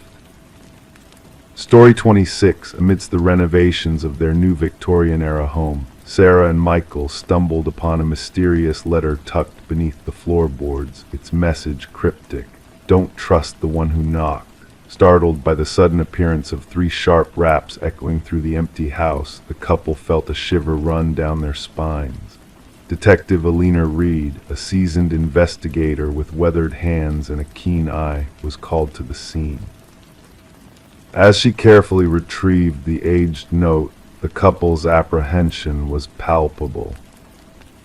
Sarah and Michael had been captivated by the charm and history of the old house, but they never anticipated unearthing such an unsettling discovery during their renovation project.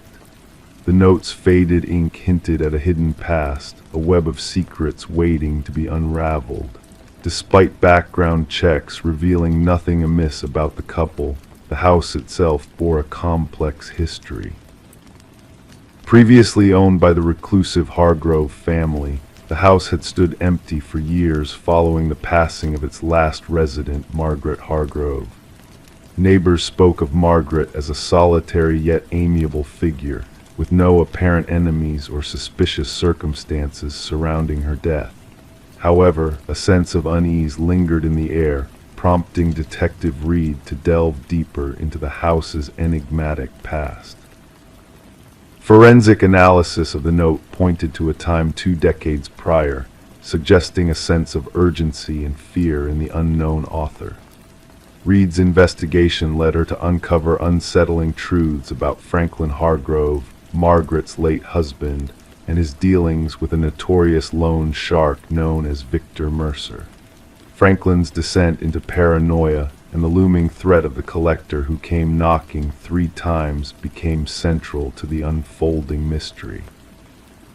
As Reed pieced together the puzzle through county records, interviews, and Margaret's hidden diaries, a dark truth emerged. Franklin's mounting gambling debts had drawn the wrath of Victor Mercer, leading to a fatal confrontation that had long been concealed within the house's walls. The revelation of a buried skeleton and Mercer's ID hidden beneath the floorboards shed light on the grim events that had transpired. Margaret's diary entries spoke of her haunting fear, the echoes of 3 knocks that tormented her in the wake of the dark secret she harbored. With justice finally served and the case closed, Sarah and Michael made the difficult decision to part ways with the house, unable to shake off the chilling legacy left behind. The abandoned renovations stood as a testament to the unresolved mysteries that continued to haunt the empty halls.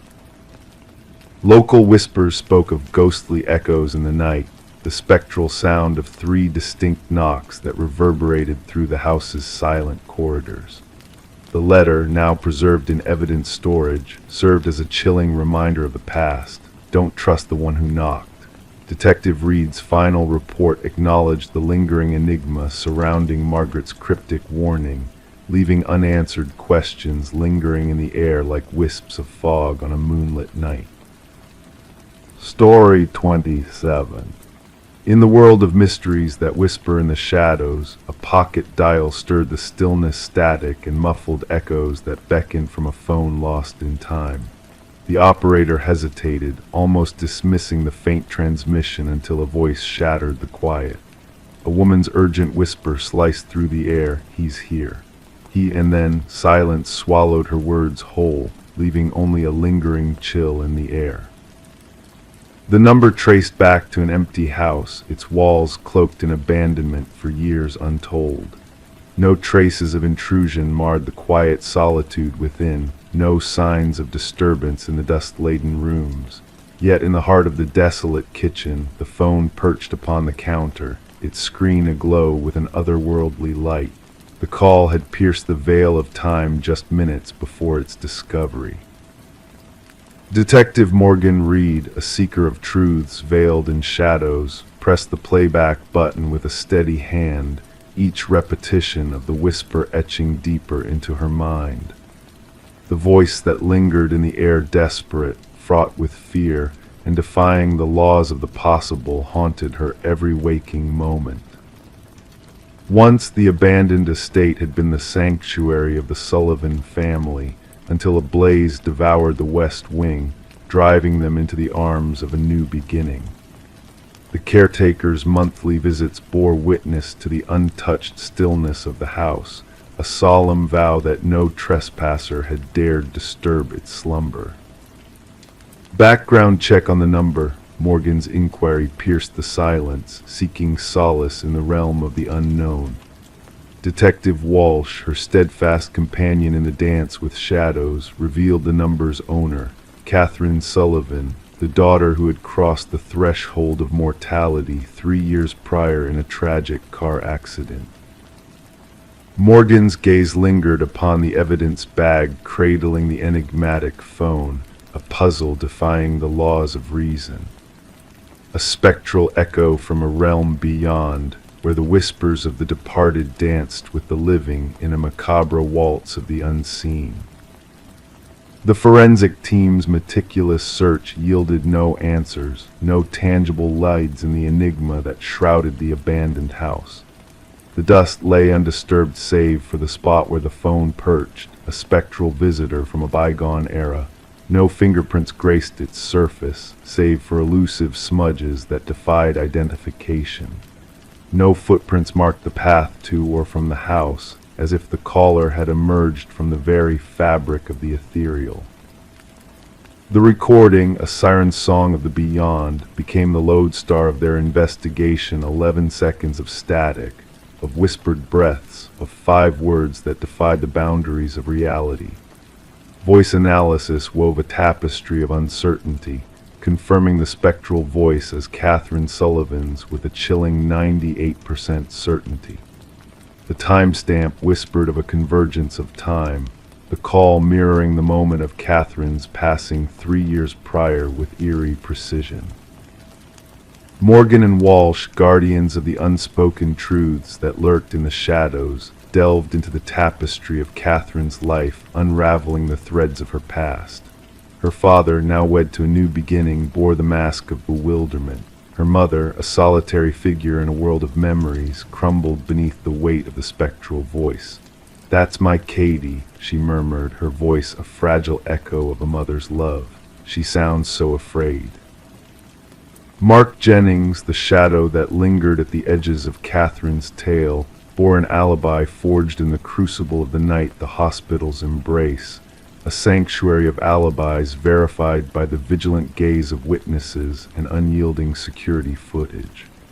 Yet the house remained empty, a mausoleum of secrets that defied the laws of reason. The investigation languished in the shadows, a riddle unsolved until a tremulous call shattered the silence.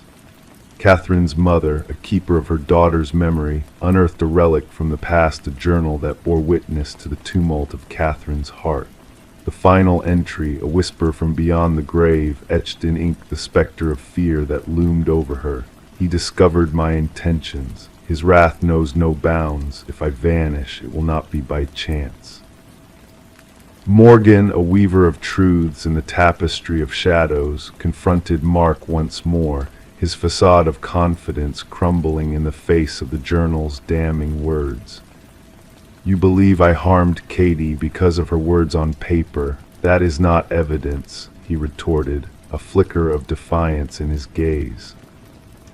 "The report of the accident places you at the scene before the arrival of emergency aid," Morgan observed, her voice a blade honed in the fires of truth, "before the sirens pierced the night. I feared for her safety when she failed to appear. I sought her out." Mark's voice wavered, a fragile facade crumbling beneath the weight of scrutiny.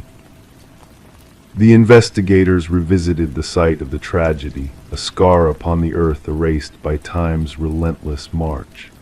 Ground-penetrating radar unveiled a secret buried 20 feet from the crash's epicenter: Catherine's true phone, a relic of her final moments.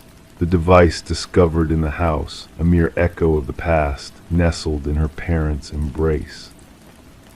Forensic scrutiny of the buried phone unveiled a chronicle of terror, deleted messages that spoke of a pursuit that transcended mortal bounds. "Mark has uncovered my plans. His shadow looms behind me on the road." And later, "He drives me to the edge, his fury a tempest that knows no mercy." The medical examiner's gaze turned to the photographs etched in the annals of Catherine's final moments, unveiling a truth veiled in shadows. The injuries bore witness to a struggle beyond the grasp of mere accidents, defensive wounds etched upon her hands, bruises that whispered of a grip that sought to snuff out her light. When Justice's hand reached for Mark, the shadows within him stirred, a specter of guilt that fled into the night. His abode bore witness to a shrine of memories, a tapestry of stolen relics and twisted affections that danced in the shadows of Catherine's memory. Among his hoard lay the tools of deception, a software that wove voices into echoes of the past, a symphony of lies that sought to obscure the truth. As the net of justice closed around him, Mark's words lingered in the air, a confession born of shadows and twisted truths. "She refused to fall silent," he whispered to Morgan, his voice a ghostly echo of a soul laid bare. "Even after I silenced her, her voice haunted me. I needed the world to hear her, to believe she lingered in the shadows. A ghost's voice carries no weight in the court of law." The jury's deliberations wove a tapestry of justice swift and unyielding, a verdict of guilt that pierced the veil of shadows that cloaked Mark's deeds. As the echoes of the verdict faded into the night, Catherine's mother clung to the journal, a beacon of truth in a world shrouded in lies. Justice, a phantom that danced on the edges of perception, had found its mark not through spectral whispers, but through the voice that Catherine had left behind the words that chronicled her fears, her hopes for salvation etched in ink, her final plea for deliverance. The phone from the abandoned house now lies in the evidence locker, a relic of a tale that defied the laws of reason. Sometimes, in the stillness of the night, officers swear they hear its phantom ring, a melody that defies the silence that now reigns. Catherine's story endures not as a ghostly fable, but as a testament to the resilience of voices that refuse to be silenced, even in the face of darkness.